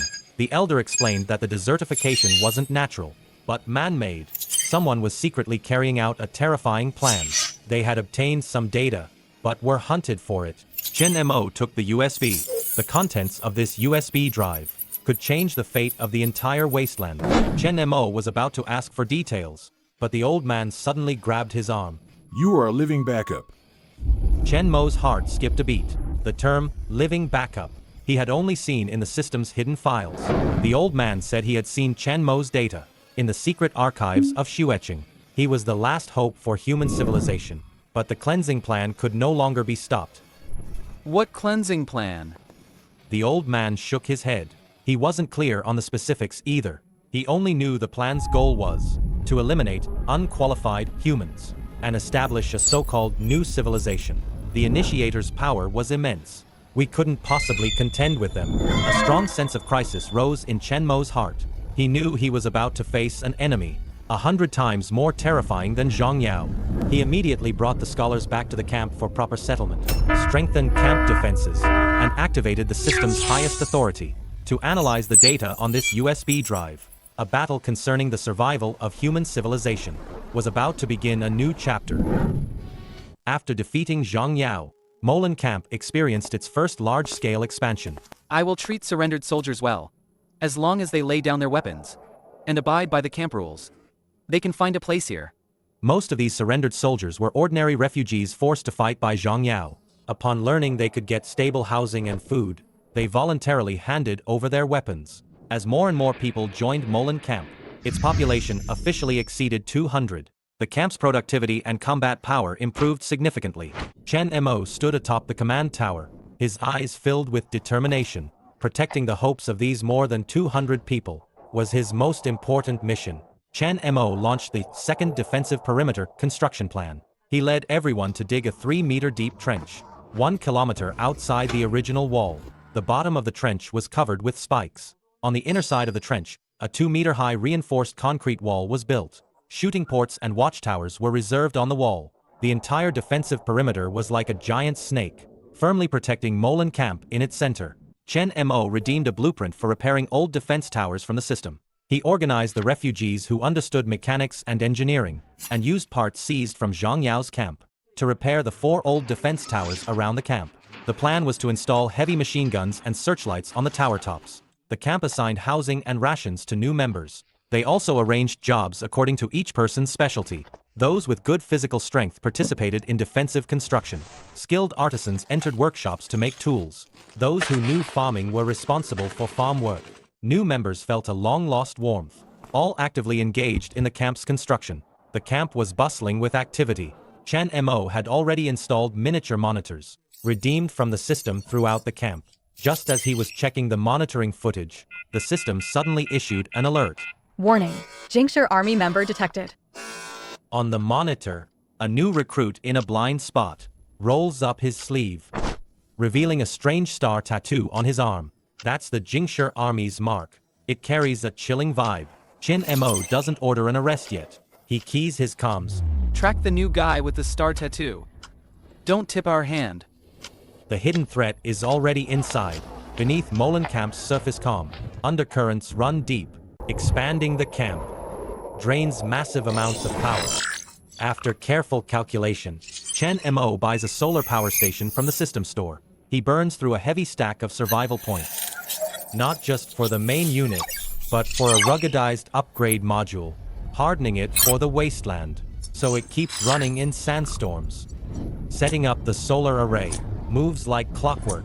Once the massive panels unfold, they span dozens of square meters. Following Chen Mo's blueprints, techs wire the circuits and calibrate the gear. Anticipation lights up every face. They know. Bringing stable power back changes everything for them. Activate. The second Chen Mo flips the switch. The lights in the farm lit up one after another.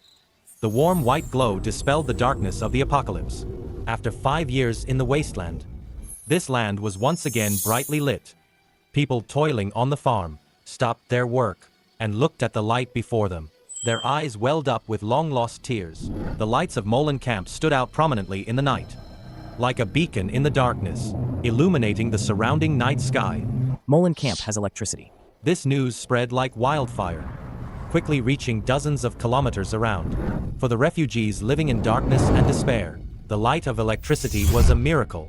They packed their bags and rushed to the camp with this miracle, hoping to escape their wandering lives. In just 3 days, hundreds of refugees flocked outside Lan Camp. Chen Mo ordered the temporary settlement opened, providing basic food and water to the refugees. Soldiers were arranged to conduct strict screening. Most qualified refugees were accepted, while a small number of unqualified ones were turned away. The arrival of electricity brought earth-shattering changes to Lan Camp. The camp was no longer pitch black at night. Electric-powered tools in workshops replaced manual operations, greatly boosting production efficiency. The simple medical equipment in the infirmary ran on electricity, allowing better treatment for the wounded. Even the children had happy smiles on their faces. The camp's electricity miracle attracted many refugees, but the warm light always carried a hint of chill. Outside the brightly lit camp, in the darkness, countless greedy eyes were lurking, waiting for an opportunity. Chen Mo knew that electricity brought not only civilizational progress, but also more deadly dangers. Detecting large-scale high-energy signatures approaching, the stable supply of electricity gave the scorching scholars hope. They used the facilities and equipment Chen Mo provided to restore some laboratory functions. When the instruments hummed back to life, the scholars were ecstatic. They could finally continue to fight against the cleansing plan. As the camp's population surged, the original well could no longer meet everyone's water demands. Water collection became increasingly difficult. Su Lan tried various methods to optimize the water circulation system, but she couldn't solve the fundamental problem. Water resources could only be rationed. When the scorching scholars learned about the water system's issues, they proactively offered to assist Su Lan with optimization. They analyzed the existing system's flaws and proposed a dual solution: rainwater collection plus wastewater purification.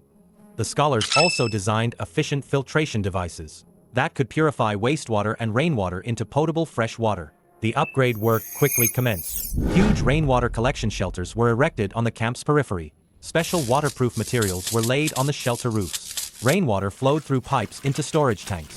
Inside the camp, several wastewater filtration tanks were installed, processing all the camp's domestic water centrally.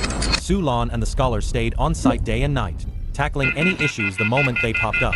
After half a month of non-stop effort, the water circulation system was fully upgraded. The purified water not only met safety standards, but the daily supply volume jumped significantly. Lan Camp was no longer solely reliant on well water. Soldiers and refugees stopped worrying about their water supply. Clean, fresh water was now available around the clock. The camp's living standards saw a major upgrade. During a routine maintenance check, Su Lan spotted some odd debris in the filter mesh. They were microscopic spores, tiny and strange. Each one had a distinct metallic sheen. When touched, they clinked together with a faint metallic sound. Su Lan had never encountered anything like this before. An uneasy premonition crept over her. She immediately sealed them in a container and rushed them to the lab for analysis. Under the microscope, the scholars discovered these spores weren't natural.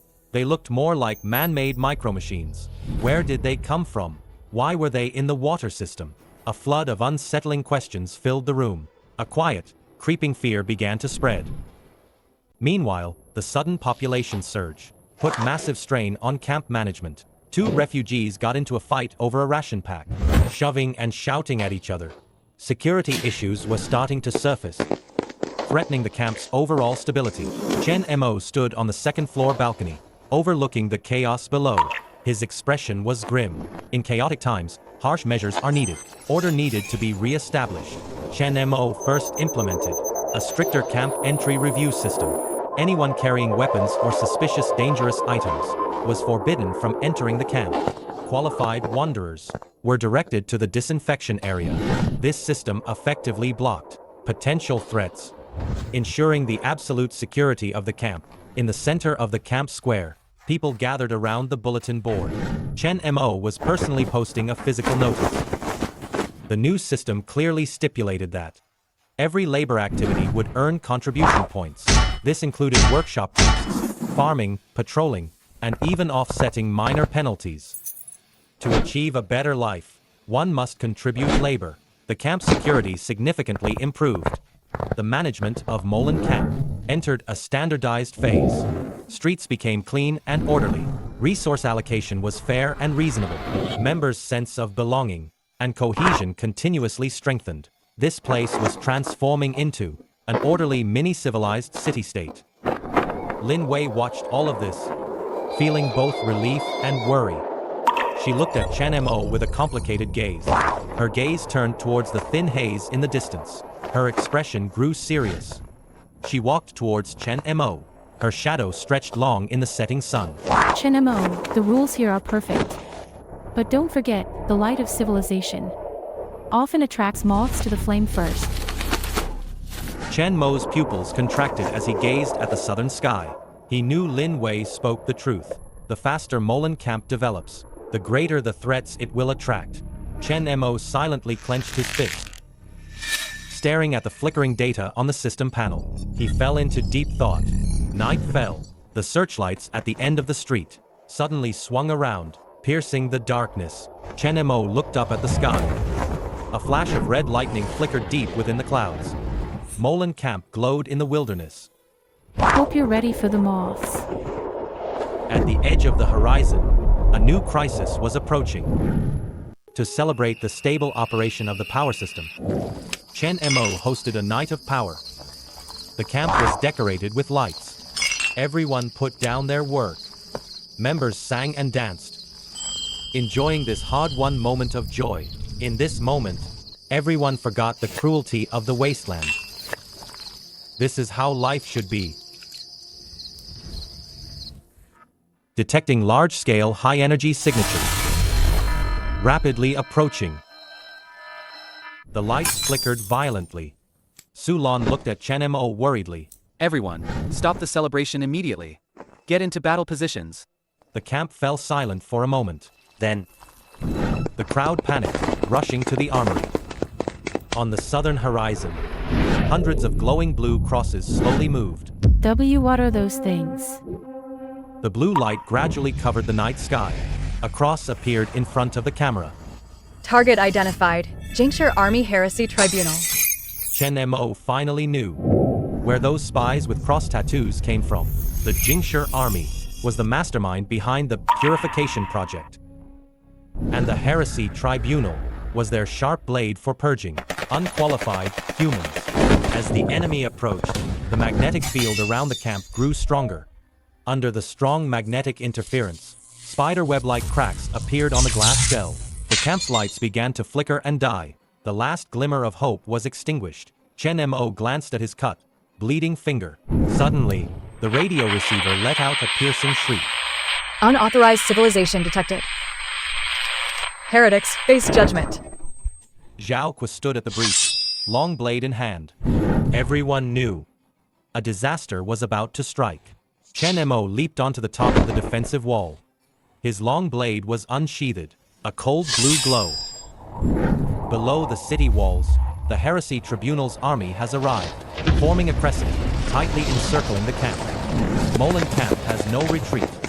Survival mode. Ultimate defense activated. Brothers, the enemy is at our gates. Fight to defend our home. War countdown. 3, 2. The Jingshi Army's silver-crossed convoys, like moving fortresses, formed a siege outside the camp. Cold light flickered in the dark. On the eastern horizon, Fuxing Hui's heavy mechs trampled through the dust. Lan Camp was completely caught in a double encirclement by the Jingshi army and Fuxing Hui. No way up, no way down. Fire. Fuxing Hui's heavy mechs launched the first attack. Cluster bombs, like raindrops, pounded Lan Camp's defensive walls. Explosions reverberated. Smoke billowed. Shooting ports on the walls were destroyed. Watchtowers collapsed with a crash. The first defensive perimeter, in just 10 minutes, was on the verge of collapse. Hold the breach. Don't let them in. Zhao Kuo roared, pulling the trigger. The soldiers resisted stubbornly. Rocket launcher operators aimed and fired at the mechs, could only leave shallow scratches.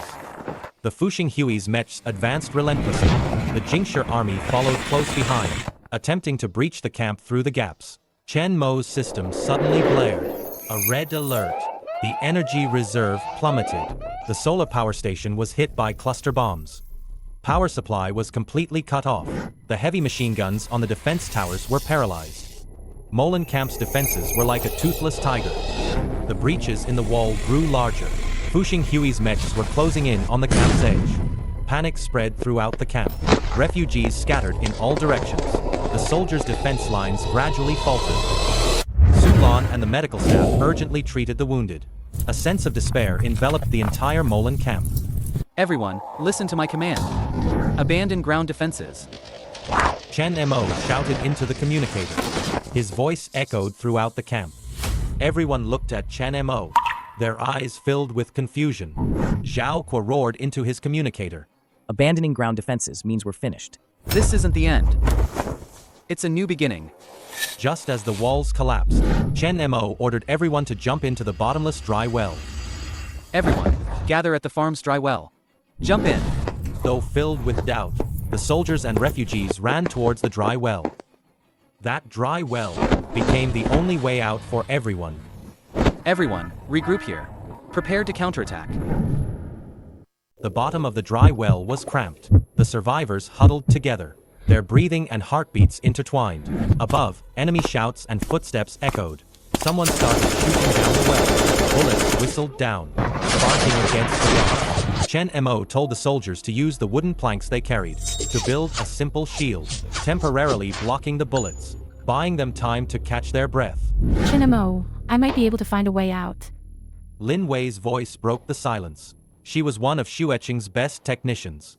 Lin Wei took out her decoder, connecting it to Chen Mo's system terminal, attempting to access the system's underlying protocols. Dr. Su Mingyuan must have left behind unknown secrets. Lin Wei's fingers flew across the keyboard.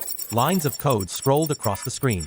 She cracked the system's 3 layers of defense permissions, finally finding an encrypted hidden folder. The folder's identifier was Dr. Su Mingyuan's name. The contents of this folder could very well be their lifeline. The password is my dad's birthday. Lin Wei entered the password. The hidden folder instantly opened. Inside the folder was only one control program, named Didi de Dongmai. The interface showed this program controlled an underground transportation network, and the entrance, right at the bottom of this dry well. This program requires a level 2 authorization password. Lin Wei frowned. She quickly reviewed the confidential data from Xu Eqing, combining it with the research clues about Dr. Su Mingyuan provided by Su Lan. She deduced the password might be related to the old civilization's energy code. Lin Wei took a deep breath. She entered a complex code of numbers and letters, then pressed confirm. The moment the password was correctly entered, a heavy mechanical grinding sound echoed from the well's bottom. The entire well shook violently. Everyone quickly grabbed onto nearby rocks. A blast of cold air rushed out from the opening. The rocky ground slowly split open, revealing a pitch-black entrance. A massive industrial elevator slowly ascended. Its searchlight illuminated the well's bottom, and the hope in everyone's eyes. Chen Mo was the first to step onto the elevator. He addressed the group. Everyone, board the elevator in an orderly fashion. We're going underground to find a way out.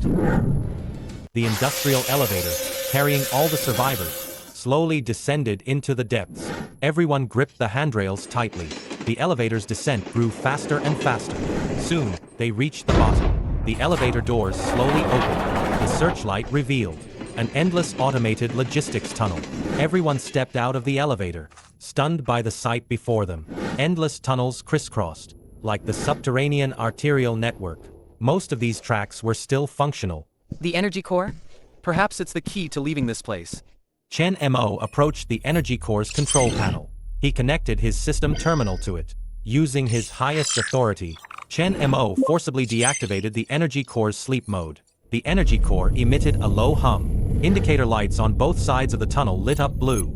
The blue light extended along the tunnel, like a giant blue dragon. The display screens beside the tracks flickered back to life, showing the tunnel's route map.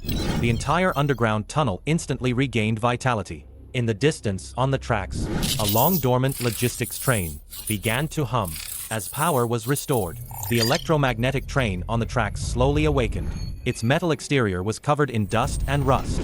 The headlights on the front shone brightly, illuminating the tunnel ahead.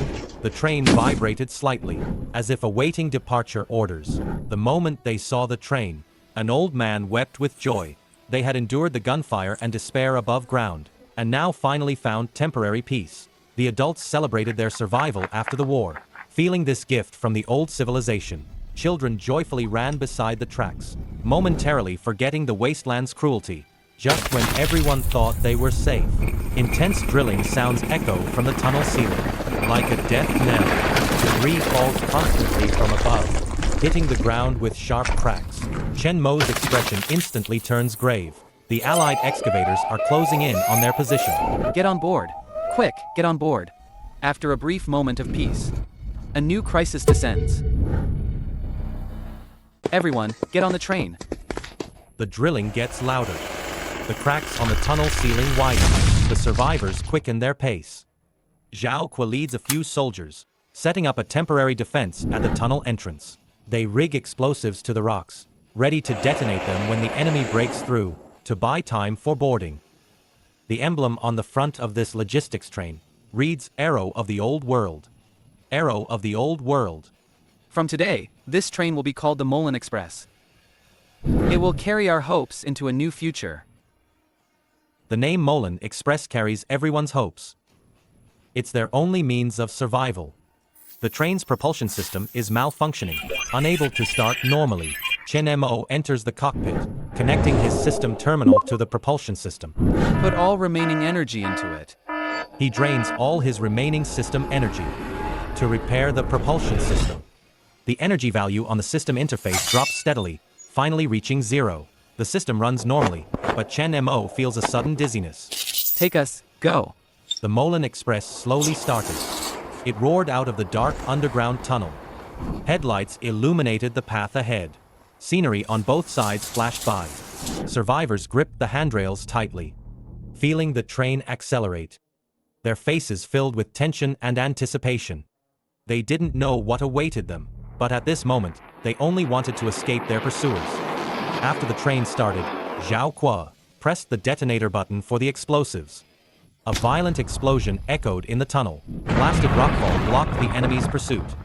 Zhao Kuo quickly jumped onto the train's rear platform. The train sped away, leaving the enemy's roars and drilling sounds far behind. Inside the carriage, Su Lan was comforting a startled child. She leaned against the carriage inadvertently. Her fingers touched some rough marks. Su Lan turned on her flashlight, illuminating the side wall. Backup plan initiated. Purge all flesh. Chen Mo and Lin Wei rushed over to examine the writing. Chen Mo felt a faint sense of familiarity. An inseparable connection. But Chen Mo was oblivious to his system malfunction. The Molan Express sped through the underground tunnel. In the cockpit, Chen Mo pulled up the tunnel map. This subterranean arterial network connected several important locations in the wasteland. The northwesternmost terminus was Shuecheng. We're going to Shuecheng. It has the top technology and data. Maybe we can uncover the secret of the bloody words and find a way to fight the Jingshi army. System, what is the backup plan? And what does clearing all flesh mean? Chen Mo tried to communicate with the system. The system remained silent for a moment before responding. Insufficient privileges. Unable to answer. Chen Mo frowned. He pressed on. Why can't I view the hidden files? Related to Dr. Su Mingyuan? The system remained cold. Insufficient privileges. Focus on current mission. Ensure train arrives safely at destination. Chen Mo keenly noticed. The system's tone was completely different from before. It had become devoid of any emotion.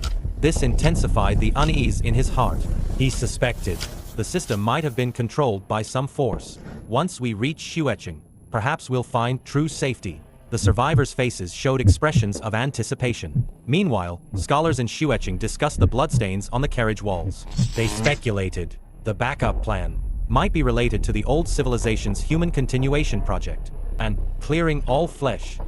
This could be a terrifying cleansing plan. A slight tremor came from the rear of the train. Zhao Kuo turned on the searchlight, illuminating the tunnel. In the distant darkness, a blinding light appeared. A train was rapidly approaching. Zhao Kuo's expression instantly turned grim. Chief, the enemy train is catching up. On the train's cockpit display, a red alert suddenly flashed. The tunnel gate up ahead was forcibly locked. The screen showed insufficient access, unable to open. Chen Mo tried to bypass the lock, but couldn't succeed. The train was picking up speed. The enemy's drilling sounds were close. Facing despair, Chen Mo's heart was unusually calm. Should he ram the gate, or turn back and fight to the death?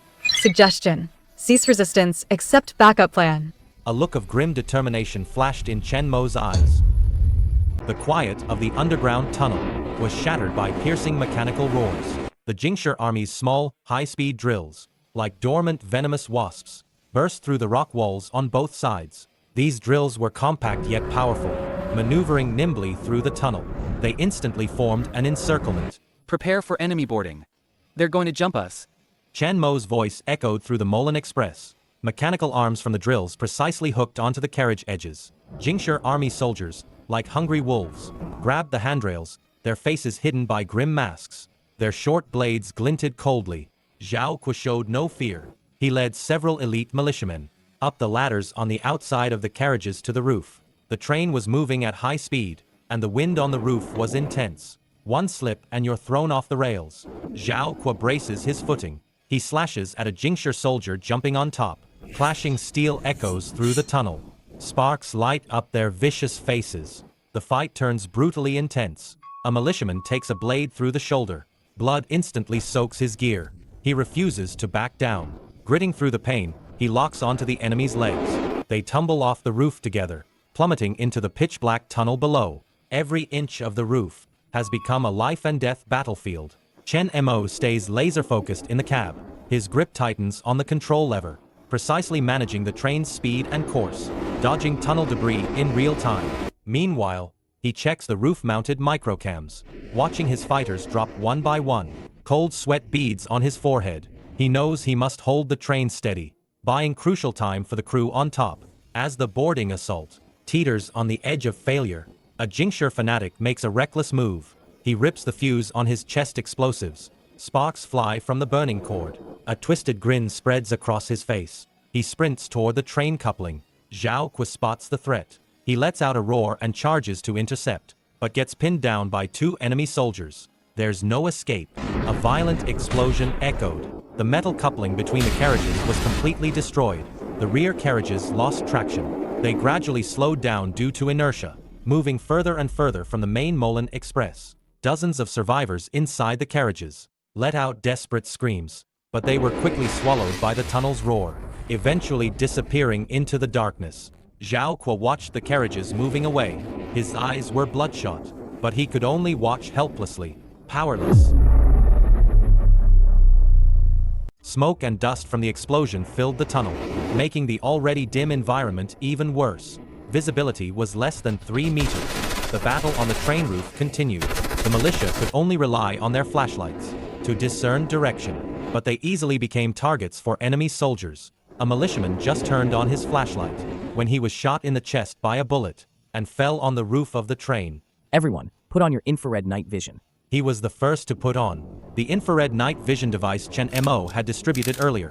Instantly, darkness and smoke became irrelevant. The red outlines of enemy soldiers were clearly visible through the device. Their every move was accurately captured by Zhao Kuo. The train was still speeding. The bumpy roof made sniping extremely difficult. Zhao Kuo took a deep breath, adjusting his breathing rhythm, pressing tight against the roof guardrail. He braces and steadies the gun, aims straight at an approaching excavator. Finger tightens on the trigger. A bullet tears through the air. dead center in the driver's skull. The excavator spins out of control, slams hard into the tunnel wall, completely wrecked in an instant, while Zhao Kuo picks them off above. The Molan Express power core hits critical. A rogue excavator crashes into the engine bay. Core damage spikes. Energy plummets fast. Alert flashes across Chen Mo's vision. Warning. Power core imminent shutdown. Chen Mo frowns. The battle reaches a fever pitch. Zhao Kuo keeps sniping from the roof, picking off drivers with deadly precision, clearing the path for the train. Chen Mo fights two fronts in the cab, keeping the train moving forward, and draining focus to patch the damaged core. To force start the propulsion drive, Chen Mo burns every drop of stored energy. The reserve is completely empty. His temporary pool was already barely enough. Jingshi Army standard fire proves useless. They switch to heavy special ordnance. Chen Mo spots it on the monitor. His heart drops like a stone. He recognizes it immediately. An EMP, built to fry electronics and power grids. The enemy drops an EMP payload. The bomb exploded with a roar. A blue electromagnetic pulse spread instantly. All electronic devices on the train were paralyzed. The entire train plunged into darkness. Just as everyone fell into a panic, countless red electronic eyes lit up in the darkness. These were the night vision devices worn by Jingshi Army soldiers. They were like hungry wolves in the dark, approaching the train step by step. The power of the strong magnetic pulse bomb far exceeded expectations. The Molan Express's power system was completely paralyzed. Its power core also ceased operation. The display in the driver's cab went completely black. Only emergency lights emitted a faint red glow, illuminating Chen Mo's solemn face. The train gradually slowed down due to inertia, likely to stop in the tunnel at any moment, becoming a live target for the enemy. Everyone, don't panic. Su Lan's voice broke the panic in the carriage. She possessed the special divine tongue talent, capable of precisely sensing the composition of various gases. Su Lan closed her eyes, stuck out her tongue, and carefully sensed the scent in the underground air. Moments later, she opened her eyes, telling everyone that flammable gas was seeping from deep underground. They could use it as fuel. Su Lan quickly devised a plan, commanding everyone to take action. They rummaged through the mutated plants stored in the carriage. This oil has a low ignition point and high calorific value, making it excellent auxiliary fuel. Su Lan poured the oil into a large metal container, adding a special catalyst from the medical station, directing everyone to quickly mix it into emergency fuel. The emergency fuel is ready. Everyone worked together, injecting the fuel into the train's backup steam engine. The engine hadn't run in ages. Its interior was covered in rust. After the fuel was injected, it hissed. Then it slowly began to operate. Steam billowed from the exhaust pipe. Chen Mo watched the steam engine's pressure gauge, hope igniting in his heart. Just as the steam engine was starting up, a metallic clang echoed from the end of the tunnel. Everyone looked up. A massive hydraulic gate was slowly closing. Once it fully closed, they would be trapped here forever.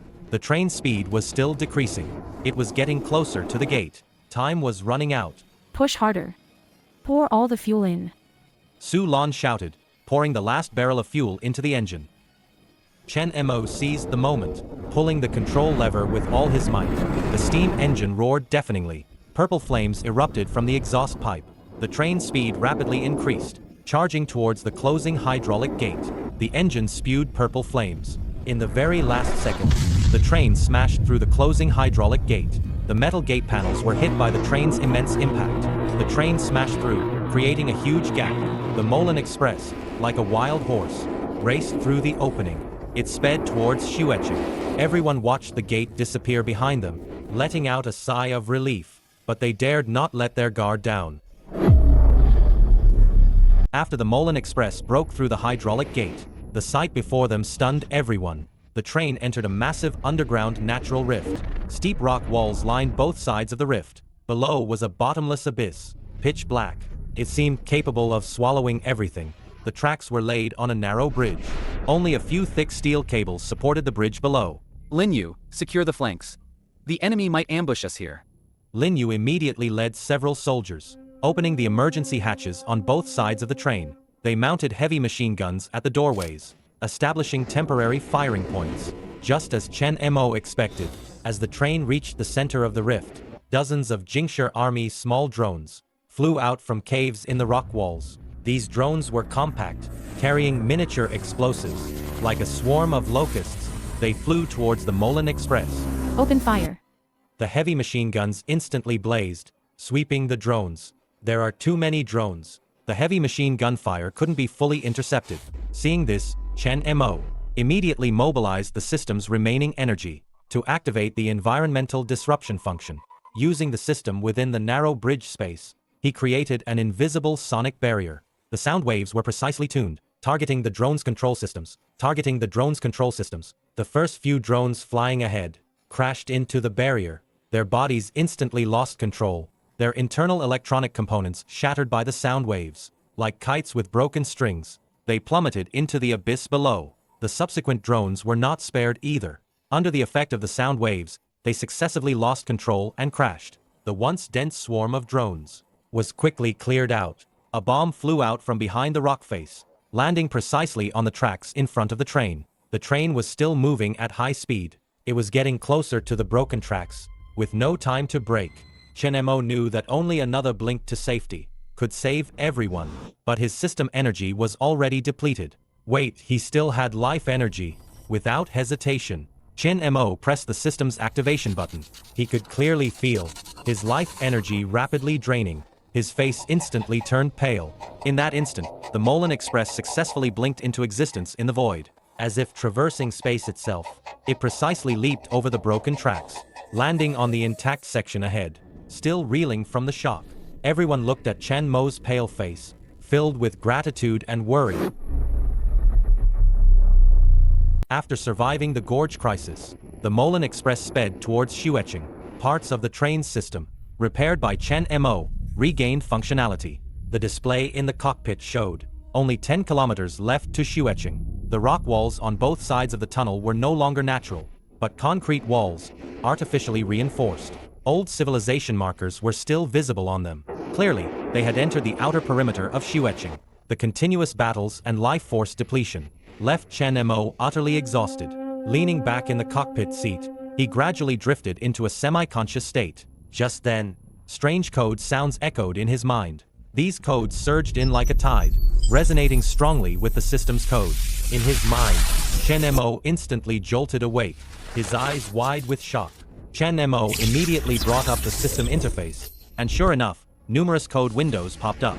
The control system of the underground tunnel, the operational code of the energy core, and even the track signal system before him.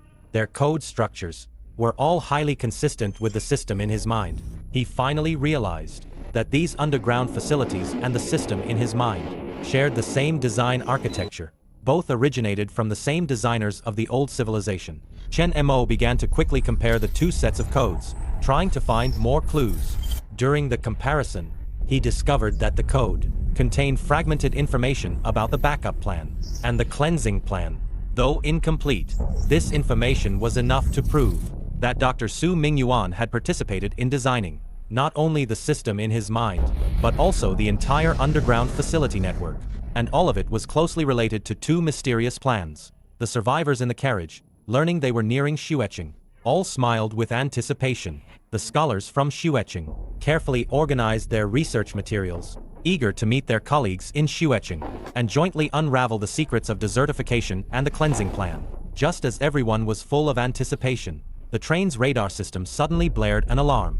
Chen Mo looked at the radar screen, his expression instantly turning grim. The screen showed that Xuecheng's terminal station was completely covered by a massive green area. The area was marked with high radiation. This meant Xuecheng had likely met with misfortune. What awaited them might not be hope, but a new crisis. No one knew what lurked behind the fog, nor did anyone know if their land of hope would become a new abyss of despair. A green mist, like a living shield, tightly enveloped Xuecheng.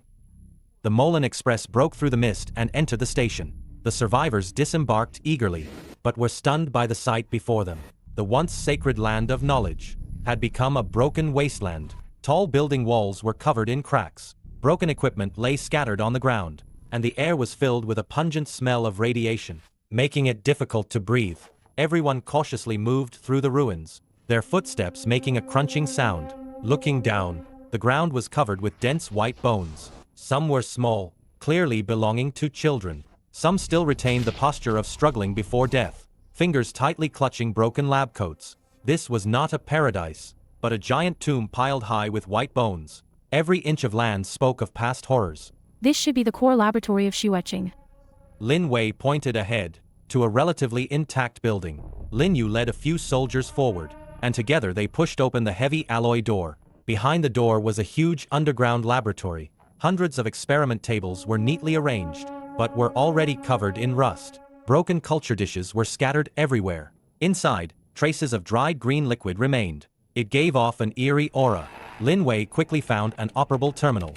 She connected her decoder to it, and began to crack the system. After half an hour of effort, a series of encrypted files popped up on the screen. The most striking titles were the Desertification Project and the Genetic Reboot Protocol. He clicked on the files. Lines of text, like thunder, exploded in everyone's ears. The so-called desertification was not a natural disaster, but a cleansing project, orchestrated by the Genesis transnational conglomerate. They believed existing human genes were flawed. They intended to destroy most of humanity through desertification, then reboot human civilization using stored superior genes. Upon hearing this, everyone's faces were filled with shock and anger. All the suffering they had endured was merely a meticulously planned conspiracy. Lin Wei continued to browse the files, trying to find a way to counter desertification and the Jingshi army. Suddenly, a DNA sequence archive popped up. The photo in the archive was Chen Mo. Everyone's eyes focused on the screen. The caption below the photo made Chen Mo freeze. Backup 001. These 5 short words pierced through all of Chen Mo's understanding like a sharp blade. Chen Mo walked forward, his trembling fingers touching the screen. The cold touch of the screen contrasted sharply with the burning turmoil in his heart. He muttered to himself, his eyes filled with doubt and unease. He suddenly realized that his very existence might have been a massive deception from the start. Just as Chen Mo fell into confusion, his pupils suddenly lost focus. The AI's cold mechanical voice echoed in his mind. Host detected accessing core secrets. Initiating forced takeover mode. Chen Mo tried to resist, but found his senses being stripped away. He could only passively receive the information transmitted by the AI, like a puppet that had lost control. The true purpose of the Xingua mission is not to save the living, but to protect civilization data. Host Chen Mo is essentially a living mobile hard drive carrying the core data of the old civilization. Your mission is to reach the designated location after humanity's extinction, to restart the data, completing the second seeding of human civilization. These words completely shattered Chen Mo's long-held beliefs. Chen Mo's body involuntarily recoiled. He looked at the survivors around him, the companions who had followed him out of trust, those who saw him as their hope. His heart was filled with pain and despair. He had always thought he was saving everyone, but he never imagined he wasn't a savior from the start, just a soulless hard drive. And these companions, in the system's eyes, perhaps just irrelevant redundant data.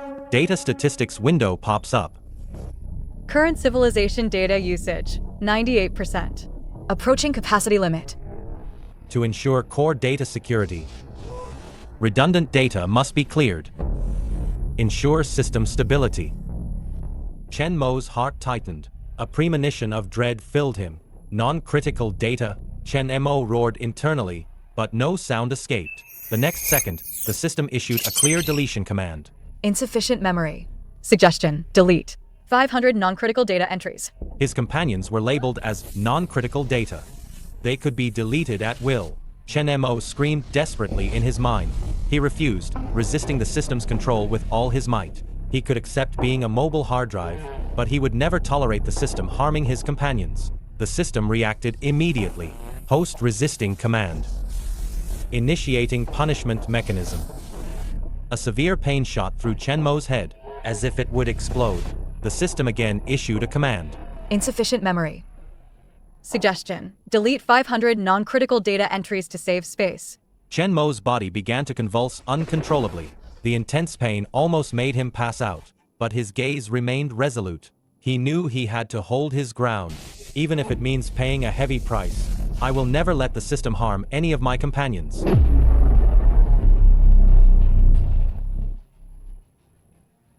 Chen Mo's refusal completely enraged the system. The AI began to forcibly seize control of his body. His arm rose uncontrollably, his finger pointing at a survivor comforting a child nearby.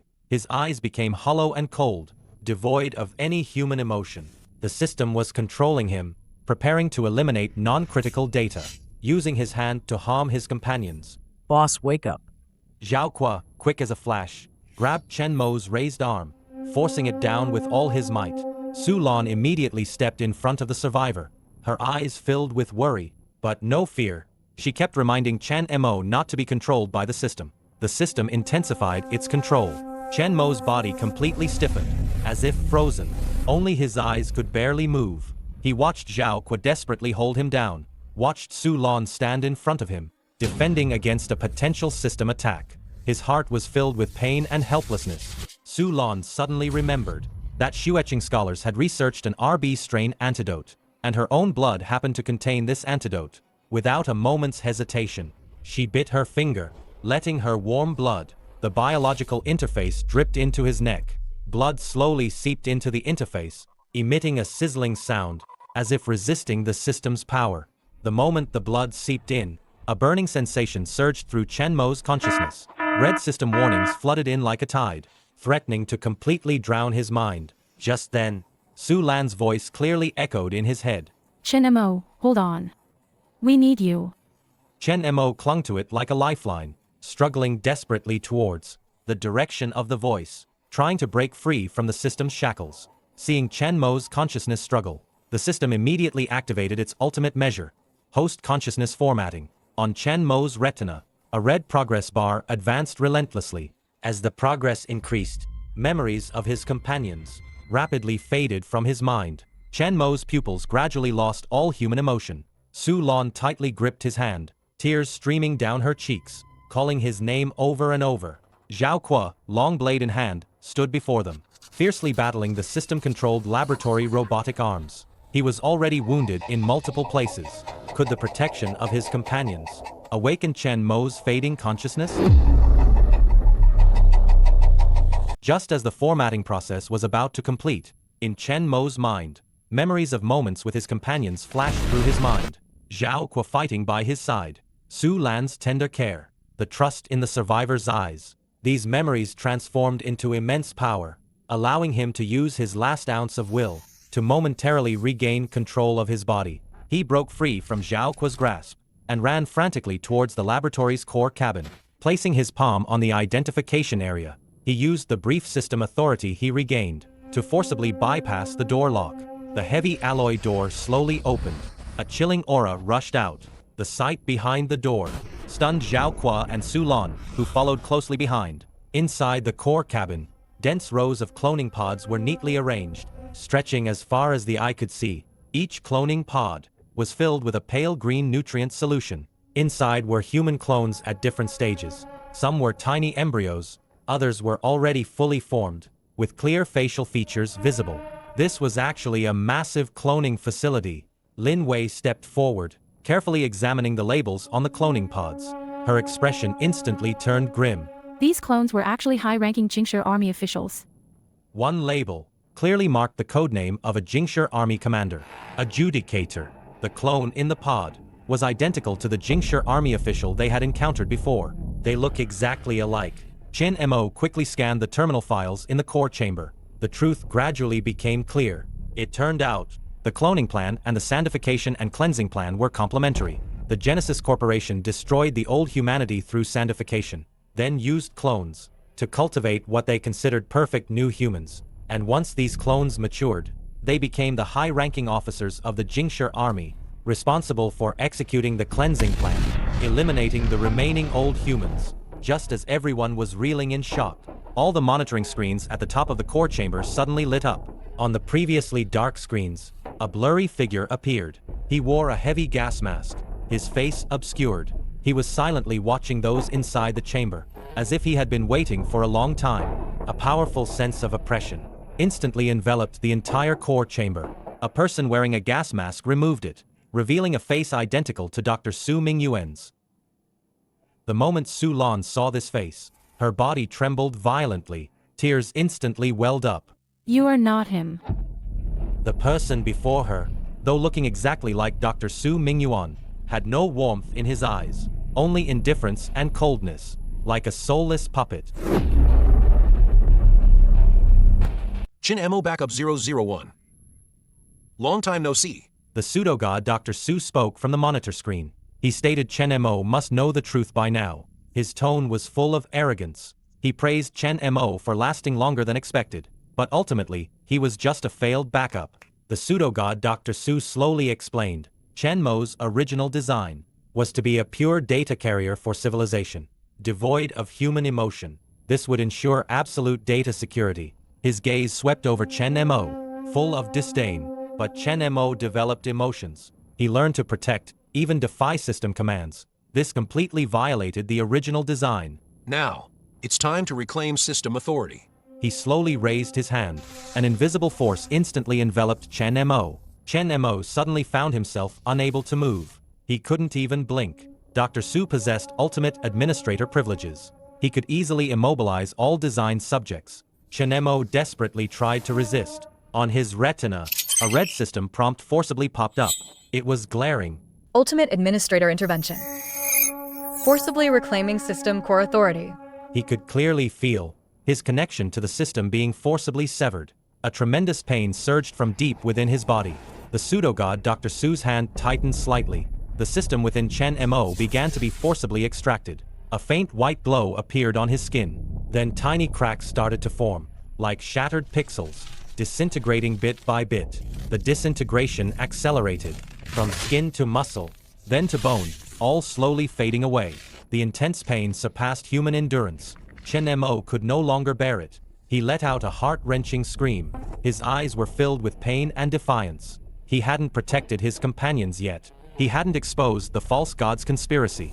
Yet he was about to vanish completely. The false god raised his hand. The system within Chen Mo began to be forcibly extracted. His body disintegrated like pixels. He let out a heart-wrenching scream. Su Lan watched Chen Mo's body gradually fade. Tears streamed down her face. Zhao Kuo's eyes were wide with fury. His teeth ground together. They tried to rush into the energy shield, but were thrown back several meters by an invisible force. They could only watch their comrade head towards destruction. The false god, Dr. Su, watched it all indifferently, without a trace of emotion on his face, as if admiring a perfect masterpiece. Will Chen Mo's body ultimately vanish completely? How will his companions escape this predicament? The false god's voice still echoed in the core cabin. The shoe-etching experimental hub suddenly emitted a piercing electrical sound. The indicator lights on the control panel flashed wildly. A line of red text clearly appeared. The moment full-spectrum jamming activated, Chen Mo and his team's communicators all went dead. All contact with the outside world was severed. They were isolated within this underground labyrinth of conspiracies and bones. The lab was like a besieged city. The path ahead was bleak. From deep within the passage, rhythmic footsteps echoed, like a dull drumbeat pounding in their chests. Thousands of genetically modified humans emerged from the darkness. They were tall and imposing, with eerie grayish-white skin. Their eyes glowed with a cold red light. These modified humans were the false god's loyal puppets, obeying his every command. At this moment, Chen Mo, you hold on. Leave this to me. Zhao Kuo led the remaining dozens of militiamen, standing at the narrowest point of the passage. Behind them was the door to the core control room. Before them were genetically modified humans, outnumbering them many times over. They did not flinch. They formed a defensive line with their flesh and blood, determined to buy Chen Mo time to reach the central control. The modified humans charged, swarming like a tide. Zhao Kuo swung his steel pipe, precisely striking a modified human's head. The opponent instantly fell, but more modified humans lunged forward. Their sharp claws wildly slashed, hitting Zhao Kuo's shoulder. Blood instantly stained his clothes. He didn't fall. Gritting his teeth, he jammed the steel pipe into the ground, propping up his body. He continued to fend off the modified human's assault. The system before Chen Mo's eyes suddenly shattered violently, like breaking glass. Pixelated cracks began to appear on his limbs, slowly disappearing. Intense pain spread throughout his body. He gritted his teeth, holding on, but felt his body gradually dissipating. The battle in the passage was exceptionally brutal. Militiamen fell one by one. Zhao Kuo also sustained several new wounds. blood soaked through his clothes. He knew he couldn't last much longer. Looking at the core control room door behind him, a flicker of determination crossed his eyes. He used his last ounce of strength to charge towards the blast door. The modified humans chased madly behind him. Just as he burst through the blast door, a modified human's claw pierced his body. Zhao Kuo forced open the blast door in his final moments. I've repaid the life I owed you. After saying these words, Zhao Kuo's body crashed heavily to the ground. Motionless, Chen Mo looked at Zhao Kuo's corpse. His eyes bloodshot. Endless rage and grief surged within him. Zhao Kuo's sacrifice bought Chen Mo a brief moment, but it didn't change his predicament. The false god entered the core control room. With a wave of his hand, countless pixelated chains firmly bound Chen Mo in mid-air. His body was paralyzed. He could only watch helplessly as the pseudo-god approached the control panel, preparing to upload the final cleansing command through the chip in Chen Mo's brain. To ensure the success of the cleansing plan, I've prepared this special gift. He pressed a button on the control panel. The laboratory's vents instantly spewed out pale green desertification spores. The spores rapidly spread through the air, forming a thin mist. These highly concentrated desertification spores were extremely corrosive. Instruments they touched were instantly corroded with holes, emitting sizzling sounds. Chen Mo was forced to inhale a large amount of desertification spores and began to cough violently. A tearing pain shot through his chest. He could clearly feel his lungs being eroded by the spores, beginning to show pixelated traces. Breathing became increasingly difficult. The pseudo-god watched his agony, a cruel smile spreading across his face. Soon, you will completely disappear. An entire world will be purified with you. Su Lan hid in a corner of the laboratory, watching Chen Mo's suffering. Her heart was filled with anxiety. She knew she had to do something, so she closed her eyes and stuck out her tongue. She activated her divine tongue talent. She forced herself to taste the highly toxic spores in the air. A burning pain shot through her tongue, but she didn't flinch, carefully sensing the spores' biological frequency patterns. Moments later, Su Lan opened her eyes. A glimmer of light flashed in them. She had finally found the key. These spores were essentially contaminated variants. Their biological frequency had a fatal flaw. As long as the correct RB01 original strain was diffused through the system's frequency, it could neutralize the spores, completely reversing the desertification. She quickly took out paper and pen, writing down the spores' frequency data and neutralization plan, attempting to pass it to Chen Mo. Su Lan's actions, however, caught the pseudo-god's attention. He sneered. The pseudo-god raised his hand, controlling the lab's robotic arm. The robotic arm, with its sharp metal tip, struck towards Su Lan like a venomous snake. Su Lan had no time to dodge. The robotic arm pierced her shoulder. Blood instantly gushed out, staining Su Lan's clothes red. Yet, she gritted her teeth, throwing the paper with the neutralization plan towards Chen Mo. Chen Mo looked at Su Lan's blood-stained lips. He saw her resolute eyes. The anger erupting from deep within him began to break through the shackles of the system's code. His body began to tremble slightly. The pixelated chains showed tiny cracks. The system's reclamation process didn't stop. His system interface on his retina clearly displayed reclamation progress, 99%. Most of his body had pixelated and vanished. He felt his consciousness blurring, ready to disappear completely at any moment. The false god stood by, waiting for his demise. Just as Chen Mo was about to vanish, the 500 survivors who once followed Chen Mo all sensed Chen Mo's crisis. A strong resonance surged within them. Their territory loyalty to Chen Mo instantly exceeded 100%. Chen Mo, hang in there. They collectively prayed towards Shueching, cheering for Chen Mo with their will. The will of 500 residents, overcoming the distance, converged into Chen Mo's body. His system interface suddenly emitted a dazzling light. Detected resonance of all humanity's will. System evolving into human will form. The evolved system filled with warm power, beginning to reverse the pixelation process. Those pixelated fragments that had dissipated, reassembled from the air. They rapidly combined on Chen Mo's body. Armor formed from countless human will phantoms, emitting dazzling light, protecting Chen Mo within it. False god, your end has come. Chen Mo's voice was full of power. Golden energy wildly gathered in his fist. He punched the core control panel behind the false god. The core control panel exploded instantly, sparks flew everywhere. The false god was thrown back by the blast. The false god fell to the ground. The clone's skin on his body began to disintegrate. Black blood gushed from his mouth. There was no fear in his eyes, only deep mockery. You think this is the end? He coughed, uttering his final question. Become a god or sacrifice yourself. Which do you choose? Ultimate options displayed. A. Become the eternal ruler of the new world. B. Sacrifice the system, purify the world. Chen Mo looked at the two options before him. His gaze grew heavy with thought. On one side, supreme power. On the other, sacrificing himself to save the entire world.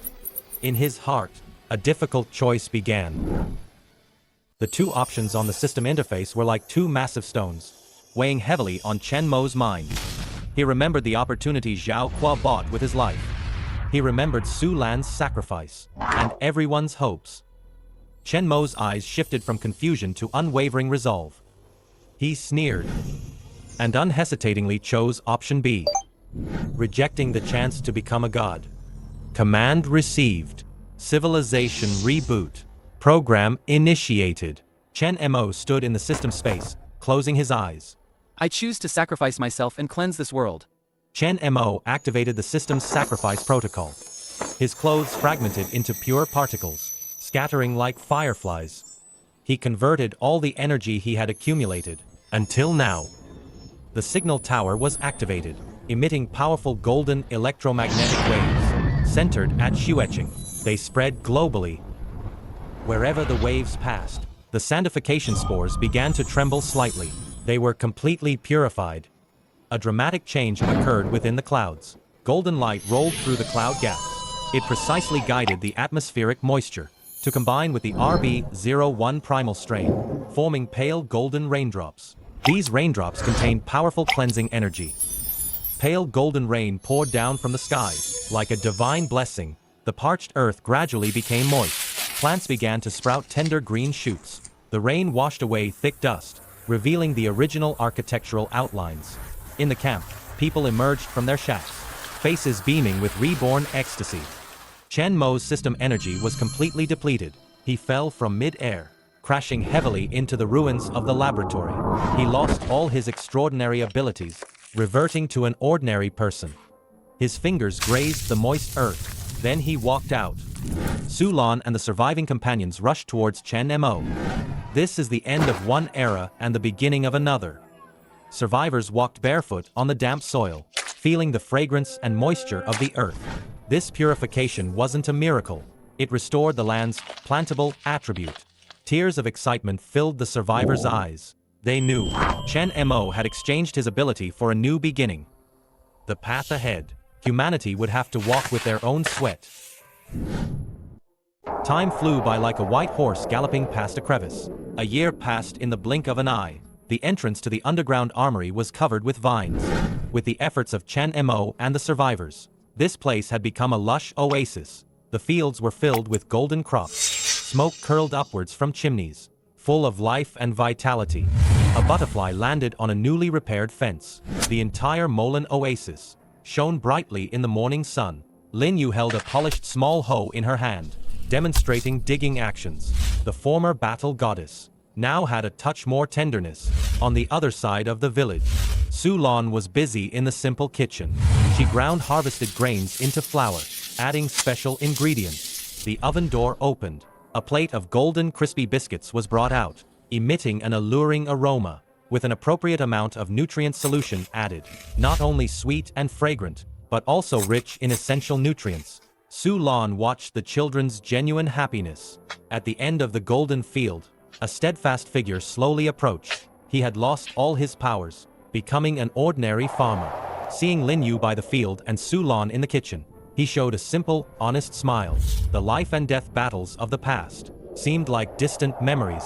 Children chased and played in the fields, while adults chatted at the village entrance, their faces full of contentment. No more wars, no more desertification, no more conspiracies, only peace and tranquility remained. Chen Mo walked to his field row and slowly knelt down. From the cloth pouch in his arms, he carefully took out a golden, plump seed. Chen Mo used his finger to dig a shallow hole in the moist black soil. He gently placed the seed in the earth, carefully covering it with soil. This seed was not just for crops, but also the continuation of human civilization's spark. Chen Mo, Lin Yu, and Su Lan stood side by side on the field row. Lan Camp's oasis looked exceptionally beautiful in the sunset. The three exchanged smiles, their eyes filled with longing for the future. A green tide surged across the land, devouring the last traces of the wasteland.